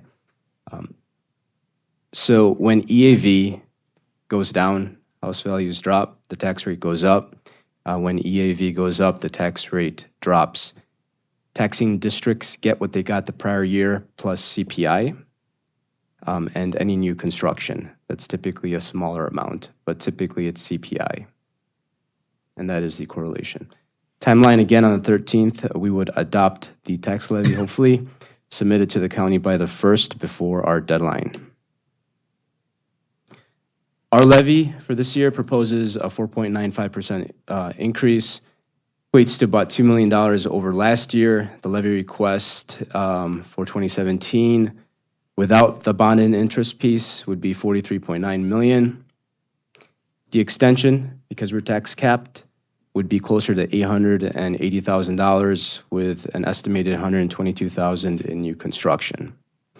So again, we're tax capped. We're levying more than the cap amount to capture any new construction that may or may not be out there. We want to make sure we capture all of that. And that's all construction, residential, and commercial? Correct. Right. Levy calculations are based on CPI, new construction. There are adjustments that are done after we submit it. Just minor reallocations, another opportunity provided to us by the county. And then, of course, the EAV also drives that equation, stated earlier. Budget needs. We have many needs coming up in 2018-19. We discussed this earlier, 993,000 incremental additional in kindergarten school operations. The next presentation, we're going to talk about the transportation renewal. It came in at $333,000 more than last year. About a third is covered by the state, so it's a net effect of $225,000.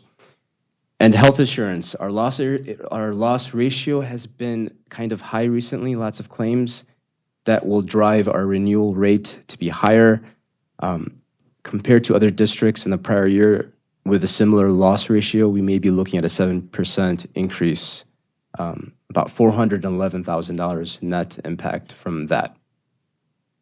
And of course, any increases for salaries, because salaries is our greatest line item at $32 million. So these are some of the challenges and needs of 2018-19. You have seen this slide previously. I've updated it to reflect the treasury balance through August. Cyan color being this year, 2017-18, 16-17 is in purple. We track it monthly, our total fund balance, to see where we're headed. May is the low point. I had mentioned this previously. It's not June when we get our tax money. This is what the AFR looks at, June. We like to look at May because that's, in actuality, the low point throughout the year. Last year, we were at $20 million. Extrapolating this out, if we don't make up the difference from the prior year, we would be at about $18 million, and we spend 12. Probably not all of it by then, but if we did, it would leave $6 million at our low point, and there's a little yellow line right here. So with that, to segue into the next slide, there is an opportunity with the debt services extension base. Nick and I met with Ms. Hennessy on September 26th. DSEB, our DSEB, and many DSEBs for other districts are often used to fund major deferred maintenance projects, roofing, paving, things of that sort. For 2017, our DSEB was $650,000. There is capacity if we go 10 years out or even 20 years out to get either $2.3 million or $5.3 million additional through a board resolution if that's something we're interested in. There's also an option to approve a resolution for any capital expenditures that we may be making for reimbursement by DSEB bonds. It would not be committing us to a DSEB. It would just provide us that option down the road. The 2009 A and B refundings, basically refinancing these 2009 A and B bonds, could also save quite a bit of money. They are callable, about $2.6 million in potential savings with that refinance. And it's an open-ended question at the end. If we're interested in following up on this, we can certainly invite, and she has offered, to present these options to the board in greater detail at a later meeting. I would recommend having her come and share. There's some dollars that can be saved in refunding, and there's some dollars that can be captured in DSEB for the district. Yeah, we should set that up. I mean. I'd like to see that. Huh? I would like to see Yeah, that. we definitely like to see that, so. Very good. She's come before and we've looked. And Very good, we'll set that up. This is the tax levy summary. This is what we would like to approve at the next board meeting. The prior year extension is listed here. The total without IMRF, CEDAL, bond and interest, it's $41.8 million is what was extended last year. The levy request is $43.8 million. The probable extension with new construction is $43.1 million. Prior years, going back the previous 4 years, we've levied this column. Here's what CPI has been. So how much over CPI have we levied? Last year it was 3.66, 2.6 the year prior, 2.2 in 2014, 2.9 in 2013, and this year we're at 2.85 above CPI, attempting to capture any potential new construction that may be out there. Any questions? So on that last slide, if you had a column at the bottom that says what we actually got over CPI, what would you get? Are we pretty close to what we levied? So like 2013, we levied 4.62. Did we actually get that? Or was it closer to the 1.7? So 2016, we levied 4.36. 3.66 over the CPI of 0.7. We received the 0.7 plus about the new construction amount. For a total of, It's in the memo, it's in that 10-page Okay. memo that was sent, it's Okay. certainly in there. I can, but it wasn't close to Follow up on the that. levy that we actually asked for, right? It wasn't the 4.36. Did we? I'm no, just trying because to get we're it- tax capped. We get CPI Yeah, plus new so construction only. It wound up being We levy 2.1. this much, here's CPI, we always get somewhere in between. Exactly, attempting to closer capture to- any potential new construction that we may not be aware of. You don't want to leave something on the table if I you don't understand. capture it. We don't want to leave it on the table. I was wondering, how much do we typically get Right. based on what we levy? Yes, we so levy the answer to that is CPI is typically what we get, plus a small amount for new plus construction. something a little bit over that. Okay. It was like Correct. 0.41% for new construction, it said that year. Correct, I gave some, like a 10-year historical on new construction within that memo. But in this case, in the next 2 years, we're anticipating a fair amount of new construction, right? That's correct. I received an estimated new construction amount for this year, not as much as it was 4 to 5 years ago. It's 4 million, and it could potentially be greater. But Melody Farms is a TIF district. All right. We don't get anything there. Yay! Any more questions for Abe? So just a clarification for new board members, because it took me a long time to understand this. The levy that we request, that the district requests, we request a dollar amount. We don't say a certain percentage over, of the EAV. So when you see, okay, we're going to levy 4.9%, yes, that comes out to be a dollar amount.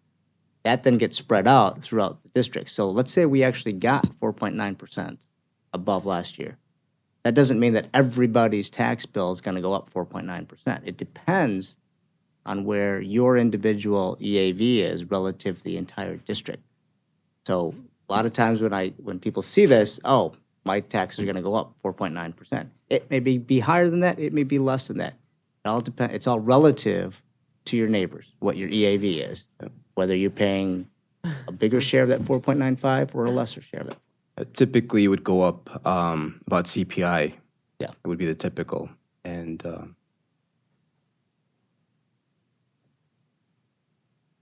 Anything else? How come there is not the ability to tax at different rates for residential versus commercial? Is that state law, or that's what we were told at another time? The rate's the same for all development within the village. there's different categories. I'll have to double check for you what the different rates are. I don't know if that was in the memo or not, but I can certainly follow up on that for you. I'm just curious. I was just wondering if you already knew. So I appreciate, how you presented it. I think it was really helpful. My pleasure. We understood. You get a gold star. We need a gold star. I do. You still have the floor. Transportation renewal, not more good news. Not for. Nope. So, It's awful. we're in a cooperative with District 70 and 128. We contract with Lakeside. Since 2011, we've had renewals. They've given us CPI. We met on October 5th with the other districts and Lakeside to discuss renewal. And it wasn't pleasant. The proposal is $333,000, a projected increase of 15.9%. A third would cover it through state funding. It still equates to a $225,000 increase over last year. The reasoning provided to us was labor challenges. The contract has increased a total of 5.1%. They've increased their contract by CPI only over the past 5 years. The 4-year total was 5.1% is how much more they got from us in revenue. Their driver wages went up 21%. Liability insurance went up 8 to 10%. Cost of vehicles went up due to more stringent environmental and industry requirements. I don't have details on exactly what that translated to dollar-wise. I'm waiting for that information. There is an industry trend. I put out a survey to all the other business managers within Lake County, as well as DuPage, asking what they're paying typical per route, just to get ballpark. I've shared that information with you. We're one of the lowest currently. 13 major bids over the last 2 years, averaged about 20% increase over the previous year. We have the option to renew or to bid transportation. District 7D has a board meeting tonight. Maybe they're talking about the same thing right now. And our recommendation is to bid. Historically, when Lakeside has provided a renewal proposal, they have not changed that amount when they have gone to actually bid on it. If we decide to go out to bid, we can say with a level of confidence, a high level of confidence, that they would probably not increase their rate, their bid submission as it relates to their proposal amount. So you recommend that we go out to bid? That is my recommendation. So how would that work with the other districts if some want to go out for bid and some don't? Would we end up splitting? It may come to that. We're gonna have a follow-up meeting this Wednesday, I believe. We're gonna meet and discuss this further. Us in Libertyville, we have very similar routes. Our rates are the same. The high school, they may be on an island. They may see significantly higher increases than us. But I'll certainly report back. We will meet on Wednesday. Okay. Any questions related to the transportation proposal? I had a question. In the memo that you sent out, a lot of our cost for increase of Lakeside out of that 333,000 is for the special ed routes. Correct. So as an administrators and is there a way something we can do, because I'm thinking those routes are routes. Even if we go out to bid, we might come in a bit lower, but that is going to be the biggest chunk of where our dollar amounts would go. So is there a way innovatively we could kind of consolidate these? We have a lot of parents who already drive, so can they give a commitment that we are not running empty buses to them? Because if they take, buses only twice a week and we are still running buses 5 days a week out to that route, is there something as a team we could do to kind of get that number down? Because that's a huge increase. Most of that increase of that amount is coming from special ed transportation. The amount on regular buses is not that high. So I just had a question. It's not like you can have the answer right away, but is there something we can do to kind of bring that number? Because no matter where we go to bid, even if our numbers come down, that line item is going to be high perpetually amongst the whole bid. We'll look internally, what are some things we do, but we also have to get some more information on, when we say special ed transportation, there are different levels of that transportation. So understand. there might be one or two categories that are causing the spike, and then we might be able to work there. So we'll do a little internal Yeah. looking at that. Any other questions? Did Lakeside mention how many new buses they're planning on purchasing? They need a bunch. I thought you said it was like a 10-year. No, I'm serious. Well, Didn't you no, say like because- most of their fleet is like 9 years old, but they're not allowed to be older Yeah, than 10? between 8.5 and 9 years old. That was their Correct. average So we're buying them age. some new buses. But how many? A lot. No, I'm just kidding. I don't know. This many? I would guess 10% every year if their changeover rate, if their limit's 10 years, 10% a year. So do you need at some point the board to approve going out to bid, or where are we at with the process? I think we should wait until we meet with the other districts on Wednesday, and once we have some clarity as far as what their position is, I think we can bring this back at the next board meeting and discuss it at that point. Okay. We certainly have enough time to go out to bid. Thank you. Thanks. What is the midday special education? Is that for Lincoln? What do we? There's people that only go out of district a half a day and come back. Right. Okay. And Lincoln does have AM, PM. Yeah. Okay. About kindergarten midday, why do we have a kindergarten midday? I'm sorry? Why would we have kindergarten midday? People decide not to come to full day, we still have to provide them a transportation. Do we have to since we're all district full day? Yeah. Do we have people who do that? A handful. We've had one. in the previous. See, one. Yeah, The yeah. bus goes for one child. Yeah, so I mean, I is can it get the cheaper? numbers I mean, this year, seriously, but our first year we had one, and I think even as the year went on, they came and stayed. Last year, I don't think we had anybody. This year, I'll have to double check, but I think we might have one or two that have asked. But I can get So we you- send a big bus. So in all seriousness, No. even A if small bus. so in I all have to look. seriousnly, could we provide think- like I- a taxi? It's- Would that be yes. cheaper? I'm sorry. It's I- zero. It's marked as zero routes. Okay. Zero midday routes now. Going forward and Yeah, I was this year. gonna say, when my daughter went to full day, I thought the deal was if you wanted to pick up at the half day, you had to pick up. Yeah. We encourage them to come pick up, but We're good. I'll have to look. I don't. Sorry, I'll my have to bad. check. I was looking at the wrong table. Okay. Now, we're going to go for the consent agenda and action items. We've already tabled the residences of Cuneo Mansion, Woodland Chase, and Melody Farms for next week, till we get more information regarding the demographics.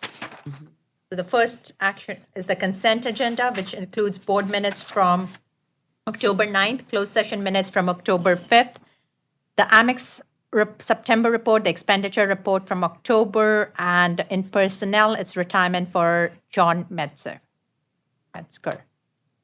Do I have a motion? And I ask that we remove the closed minutes from 10-5, Okay. separate items.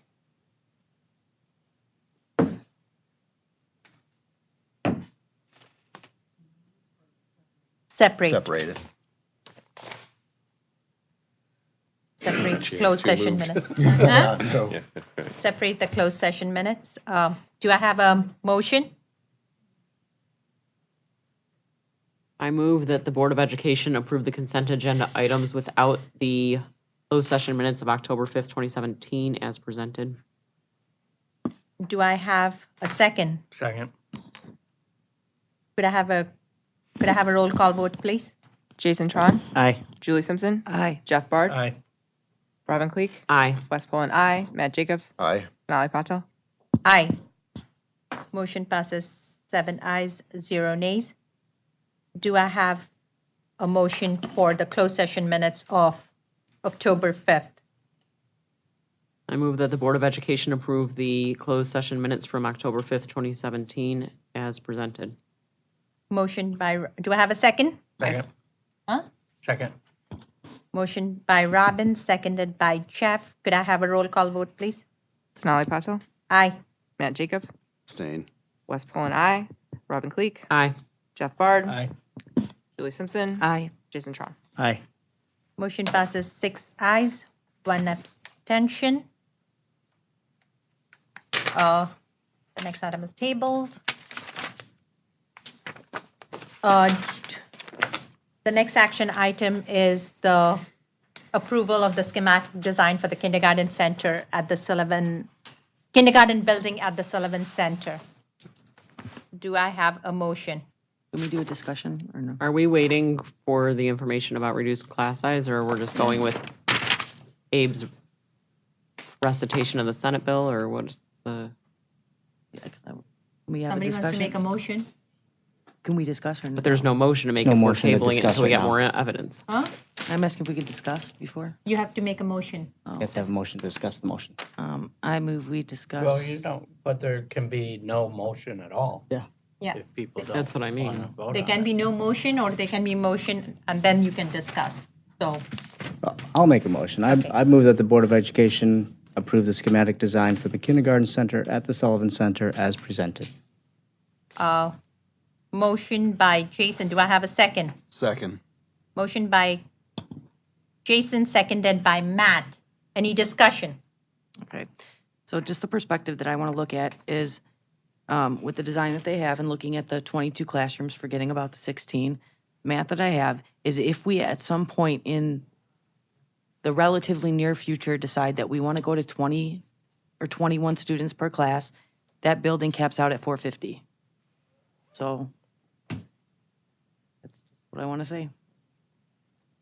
Sorry, I didn't understand you. Could you repeat that? Okay, so if we take away the 16 classrooms and we look at all the extra spaces and we look at the number of 22 classrooms as the possibility size of that building, if we're having, the math that I have says that if we have 20 to 21 students per class, that the building will cap out at 450. So if we're going to consider in the near future reducing the class size of the kindergarten, it doesn't leave a lot of room for growth in that building other than adding an addition. So at 20 There's, 22 times it'd be- 21 is 462, right? Well, I 21, said, 21 kids, 22 classrooms. That's what, is that the numbers you're using on? yeah, well, I had, let me, there. Even 20, 20 times, Oh, you're using 20. Sorry, I heard 22. 21. well, no, I said 20 to 21 students per class. so that's So, 442. what? 442. Right, if we do 20, exactly. And then there's potential 75 at dual language, so it'd give you, if it were the 450, it'd give you a total kindergarten enrollment of 525. 537, yeah, 545. The district. No, not at 20. 20, Plus the 75 at dual language, so we would have a total kindergarten population of 537 versus today's 415, 430. 450 that's that a- we have, the maximum 3 years ago. 434, I think, is a three-year average. 20 times 440 plus 7. So 515. That's at 20. Yeah. Yes. You go 20, you go 21. But, I mean, that's just where we're at. Any more? Yeah, I don't want to assume what the core team thought or what they went on. I mean, I know what guidance the board provided, but there's some interpretation issues. So I would just like to know if they knew that the board would commit to hiring additional staff and that the class sizes would be smaller, would they go with the space? I think Jason had the question earlier. Would they go with the space that they designed, or would they rather have more classrooms, less students per classroom? And then I would be prepared to go from there. But I think, for a $12 million investment, I think it's incumbent on us to make the right decision. And so I'd like the answer to that question. I agree with Jeff. I'd rather get that information, and They knew about classroom sizes or space? if they knew that we would commit to smaller classroom sizes, would they still make the choice of the space versus the amount of homerooms that there are, the maker space versus the amount of home, or the studios versus the amount of homerooms? So you're saying, would they go to 8? Would they take away the makerspace or the Would they The- put, instead of 16, would they rather have 18? 18? Yeah. Rooms, or would they rather have 20 rooms? We're not talking about radical redesign here. We're just talking about how we utilize the boxes within the building. So You wouldn't redesign it at all. yeah, so you would still approve this Right. design, But but we then would- how we would use it would depend on that We would answer. construct the building initially with either 18 or 20 or whatever number of So, but the classrooms. design would stay the same. Yeah. Right now, we are doing the design of the building. The inside boxes could still move. Right, The design would stay the same. If you wanted to go 18, you'd capture those two right. center spaces. So So we'd make them classrooms up front instead No, of. I understand, but that would Yeah, not just be in want today's approval of the proposal. That's what I'm schematic. saying. That Understand. today is just the schematic design, not the inside. Just trying to clarify that. If we approve this today, does that prevent us from doing what Jeff says? no, If we approve this today, 2 weeks from now, we get an answer from the design team said, I want 18 classrooms. We can still do that, even though we approve this today. Is that you correct? can. They went through that process in the work, and you've heard that here, that they looked at space and the flexible space and the number of classrooms and sizes of classrooms. And they designed this space with the idea that they wanted and needed that flexible space, knowing what the classroom sizes are. They knew what our current enrollments are, and they knew what our previous enrollments have been. So that's how they've designed it. Now, if you say, you approve this design and we can go through that process, and when it comes to actually using the building, because through the design phase, we'd make provisions for those, the studios. They are classrooms. We would do something then maybe to identify more as classrooms. So the building gets done, and you say, hey, the enrollment is 430. Building principal and building teachers, would you like to go ahead and just use those 2 studio spaces and drop your class size to 20? We're willing to hire the staff. They can make that decision then. Or if they said, no, we'd rather have those as studio spaces and keep it at 23 or 22.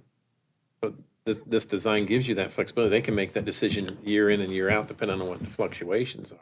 but you don't need to redesign it. But the teachers through the process had the conversations over types of classrooms, number of spaces, number of flexibility of space. They already went through that process and presented this design with the idea that they wanted to use this design with these spaces in debating those issues that you've been talking about.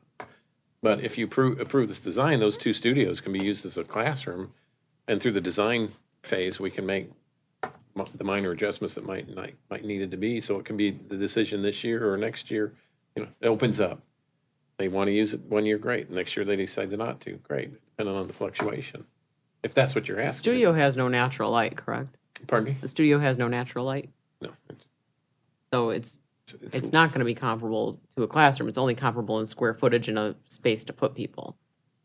It's sort of like right now, Town Line having enrichment on the stage. It's not really supposed to be a classroom, so the HVAC down there is goofy and the noise is goofy and like, you know, it's working because we have to do it, but like, it's not ideal. So does this, you know, I understand what you're saying is even if we approve this tonight and we decide we want to use a classroom, great. Right. But if it's really not designed as a classroom, But it is designed to be as a classroom.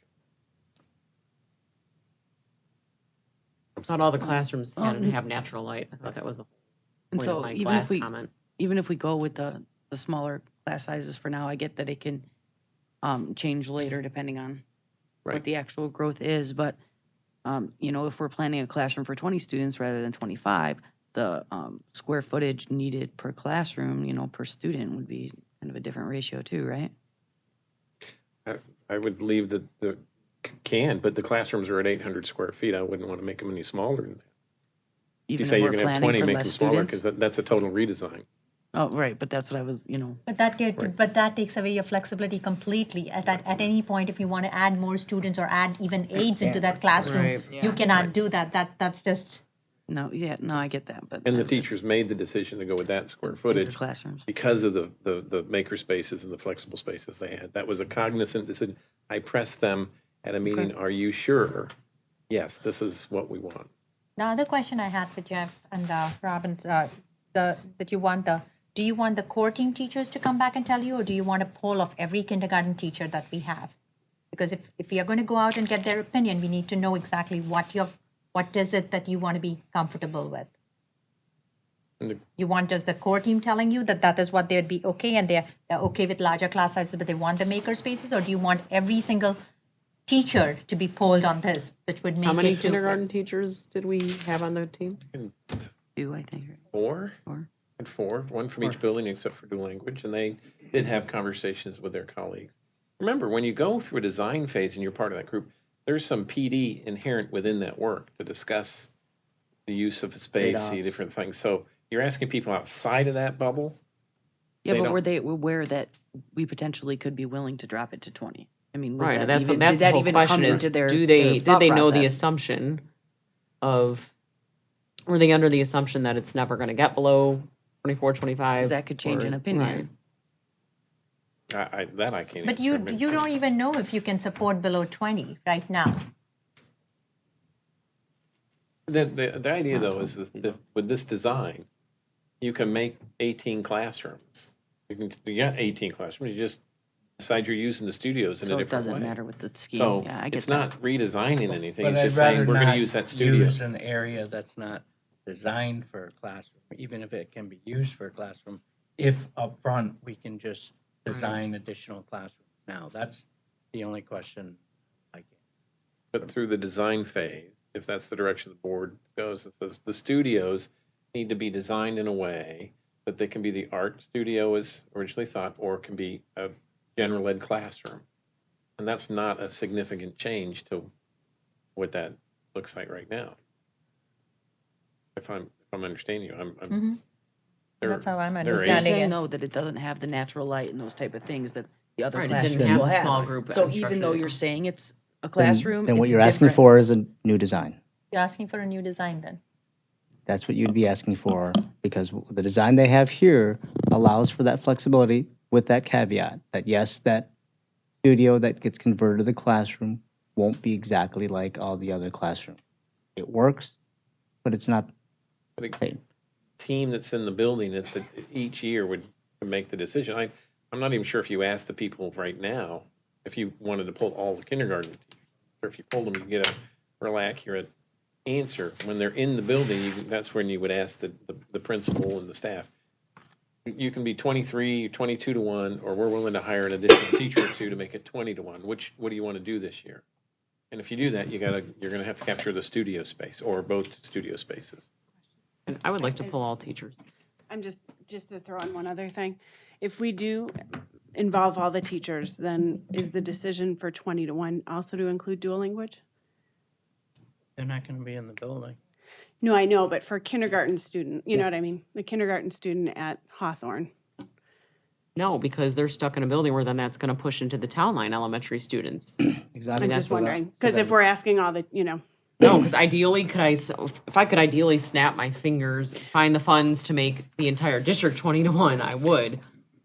I just think the opportunity presents itself here because it's a self-contained situation. I don't really see how it presents opportunities in the other buildings when we don't have extra space to give. I just wanted to clarify that if we're Doesn't asking that- all the teachers. Isn't that inherently built in some inequities then?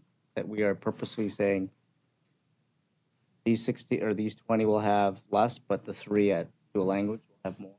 Yeah, but they're Because choosing to. we will I mean, be. that's a An choice option they make. school. Oh, they choose. Then, yeah, it's an optional Yeah, school. so They have now that choice. is that then a disincentive for the dual language? Oh, I can go to the kindergarten building at 20 or I can go to the dual language at 25. I don't think anybody's choosing, I could be wrong, I didn't choose dual language, but I don't think anybody's choosing dual language because of the classroom size or not. I mean, I think the draw to dual language is The dual by language. literacy, by culturalism.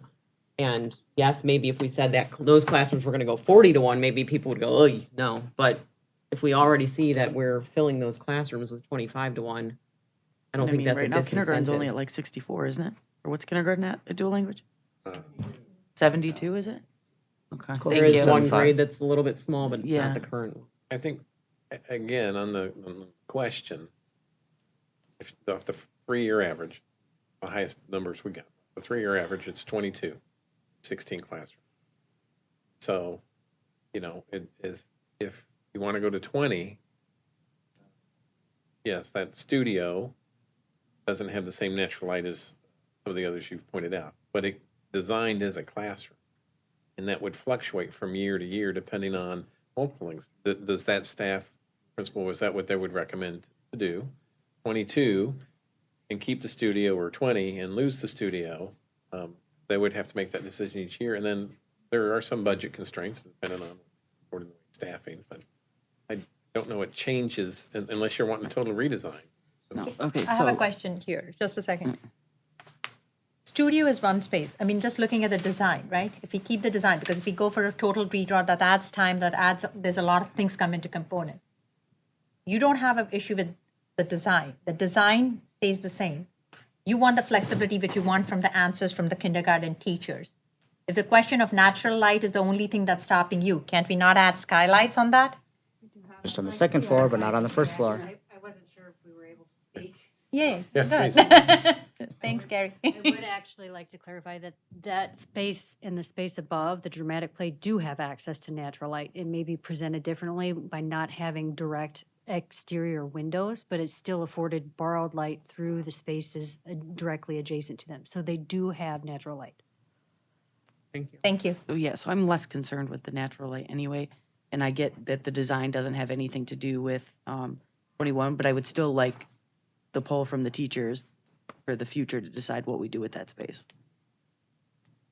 Because, I mean, it's not affecting my opinion on the design, but that's information I would like, so that's where I'm at.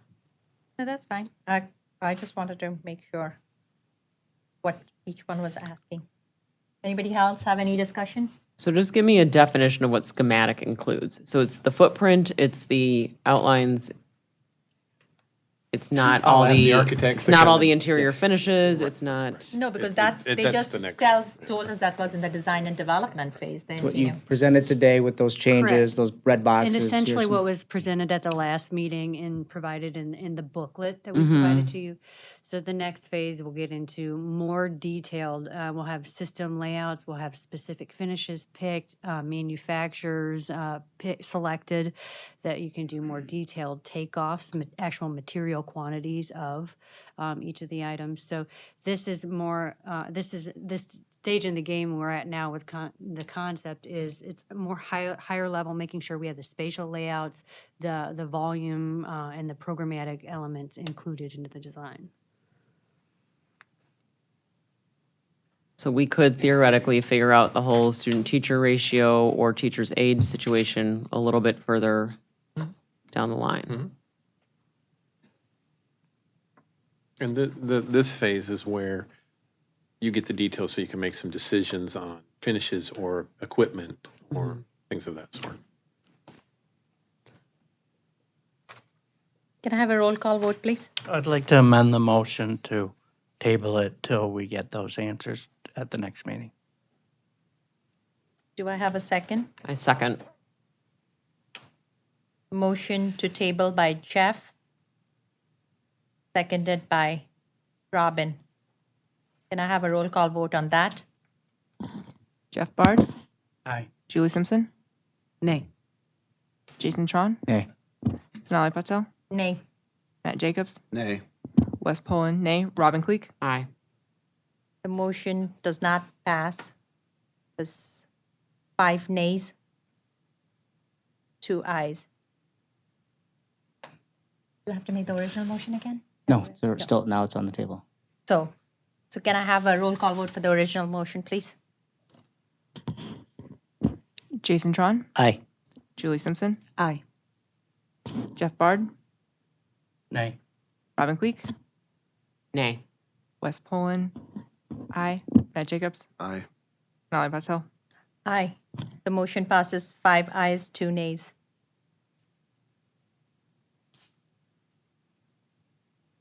That's it for the action items. We have the President's report, which is the EFMP. We tabled it last time and it's 9:45, so I guess we are tabling it this time too, since it is almost an hour presentation. But here is the deal. We need to do a special board meeting because we really need to start to getting to discussion. So between this week or early next week, can we have a special meeting to just go through that EFMP survey? I don't know how it works for everybody else. Can we, if we do a special, can we just do it an hour before this one? Can we start an hour early? I don't want to table it for 2 more weeks. Okay. Do we still need to do it? I mean, does everybody want to go through that? I do, yes. Well, I mean, what are Well, we we gonna decided get that out of was- it? I mean, I thought other we don't than- go on doing board decisions super Other quick like than the that. information, which we got from the survey, you know, and all the questions. I think at this point it's been promised to the community, so I think you better do it. I'm definitely not. But either way, I'm not I mean, I Mind thought we on it. weren't supposed to be flip-flopping board decisions within a couple weeks, so either way, I would go through with it. Yes.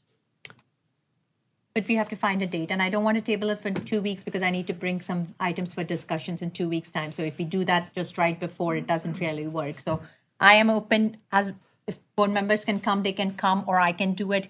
The point was anyway to answer the public all the questions. We were going to tape it like we record our board meetings. It would go on our YouTube, channel. We would have a link on our website so people can see what the answers were.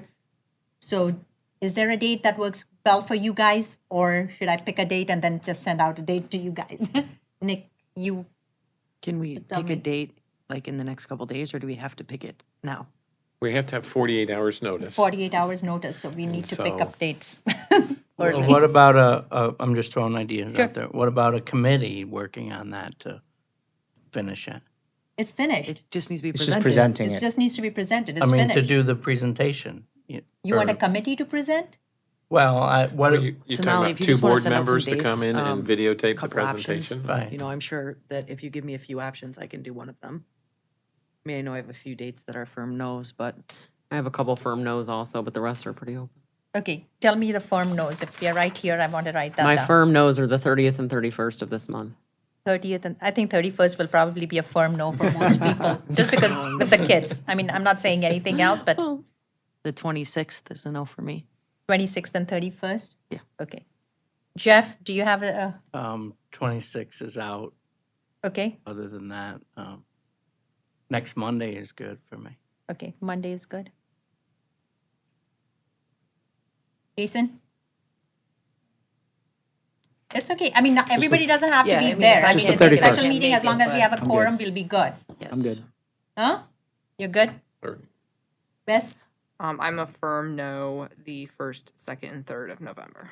First, second, third. Thanks. Matt? I am this entire week, so Okay, so you are, Matt is next week. The 30th, good. So at least somebody's going to be absent. 30th every- looks good. Every, No, wait. no matter what day you pick, somebody's Right. going to be No, absent. that's fine. I just want to pick a. Just pick your favorites. I'm just want to pick a week where we at least have a 30th quorum. was good. If there was a day that everybody had a no on, then, you know, it doesn't work. That's all I was. Because we Okay. have a quorum, I'm ready to go. That doesn't work for you, or you and I will talk and I'll send out the dates. There's a president's report, which is November 9th is Veterans Day. It is held at 8 to 10 in the morning at Middle School South. We invite some of our veterans. We have some staff at school that joins us, but the kids do a really good job. So everybody's invited. The board is invited. What is that date? It's on the 9th, from 8 to 10. Was in the- I don't have any other superintendent's report, no, president's report. Nick? Okay. A couple items just to highlight for ourselves. Cross-country state highlights. Hawthorne South girls tied for top 8 in the state. Rose Middle School South placed in top 19 with all state honors. She's also the fastest Hawthorne runner in history. That's awesome. So that's excellent. We're proud of her. North and South running a 11:56 for 2 miles. Riley Middle School North placed top 22 with all state honors, second best in Hawthorne history at 11:57. One second, just a little bit behind there. Rachel Middle School South, 6th grade in Hawthorne, 6th in Hawthorne history with 12:12. Emma F. Middle School South, 14th in Hawthorne history with 12:31. And Middle School South, 21st in Hawthorne history with 12:42. And Emma, top 26 in Hawthorne history, thanks to Mr. Collins for coming to the state meet to support the students. Appreciate that. Middle school boys soccer, Middle School South boys soccer. Congratulations, Coach Robinson and the Middle South boys soccer team on winning the SMSC championship for 2017. Daniel P. had the deciding goal in a 1-0 victory for the title. Their final record for the season was, drum roll, 14-0-1, and they outscored their opponents 56-10. So, some talent and some strong legs. Middle School North girls basketball took second place in the conference. Middle School North was recognized by the ASCD for educating the whole child in the area of engagement, and they'll be receiving some recognition in March. More information coming when we get it from them. So congratulations. And thank you for Mr. Collins for submitting. Dual Language Town Line will be holding Family Fun Night at Mundelein Roller Rink this Friday at 6:30 p.m. If you haven't skated for a while, bring a pillow because you're. Be there. All right. Aspen, please see the 2 pages that were attached for Aspen. Thank you. So at Aspen, empathy was recognized by peers, part of their commitment to SEL. The Aspen ACE team members selected 25 fifth grade students were selected based on their application and teacher recommendations to be members of the Aspen ACE, Aspen Caring Experts team. The Aspen ACE program is a service learning project for fifth grade students. Students are selected based on leadership potential. Members of the ACE team should be dependable, responsible, caring, trustworthy, courteous, and friendly. Job duties include greeting students at the front door, providing assistance as needed to teachers and staff, monitoring hallways, recess, and cafeteria behavior. Aspen ACE members are expected to display positive behaviors and a commitment to doing their best in their academic areas. So we appreciate all of their extra efforts to get out there. We do have the Veterans Day breakfast, as mentioned, on November 9th from 8 to 10 at Hawthorne Middle School South, which is always an excellent event. Snowflake was last week. This year's Snowflake at Middle School South was a great success thanks to the help of 55 adult facilitators, 40 Vernon Hills and Libertyville High School students, 400 parents, and many volunteers.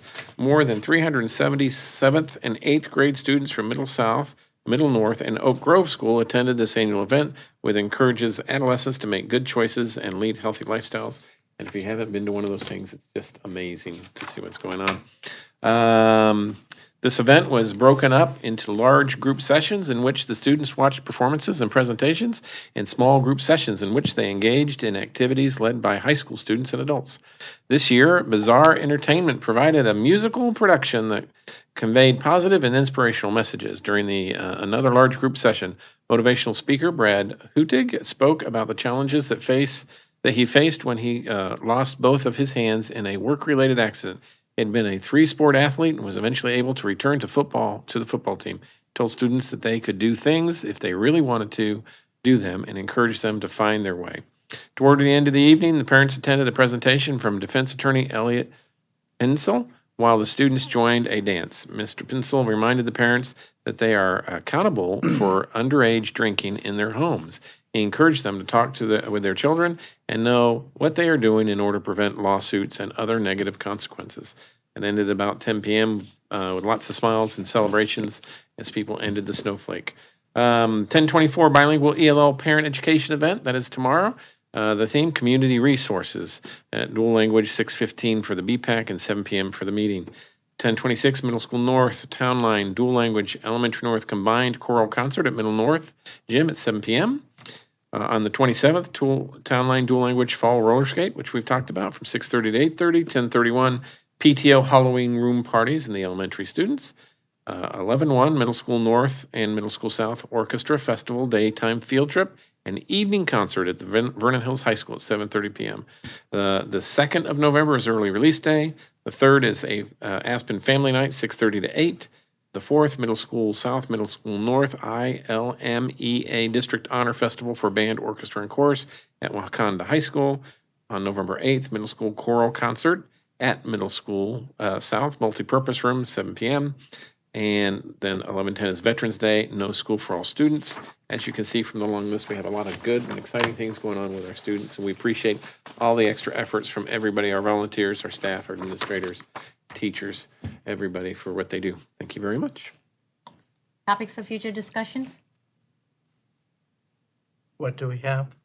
We don't have anything tabled right now, other than some things that that Abe would bring on costs and, the poll from Right. teachers and stuff. And we're putting together the academic report to come present. The state just finally released its data, so we're putting that together.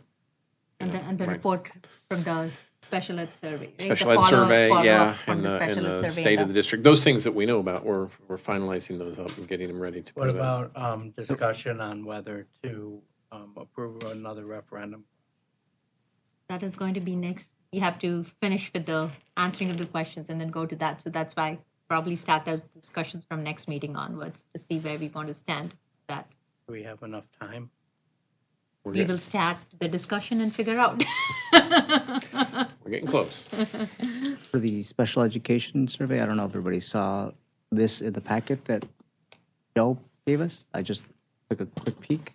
Maybe we can discuss the district having something like this. I thought it was quite informative. That might be useful to our kids or our parents. We could discuss that.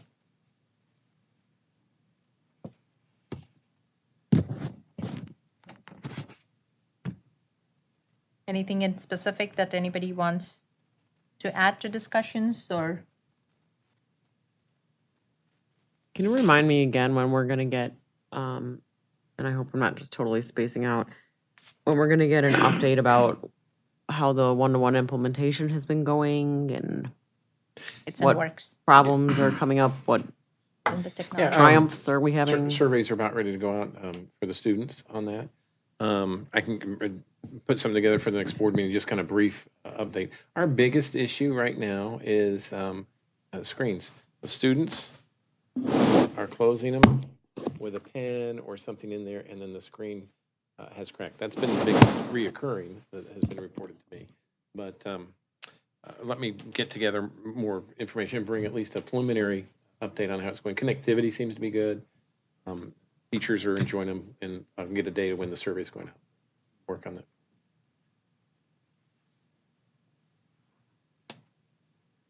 Okay, do I have a motion to adjourn? I move to adjourn. A second. Motion by Julie, seconded by Robin. All in favor? Aye. Any nays? Motion passes 7 ayes, 0 nays. Gonna do it.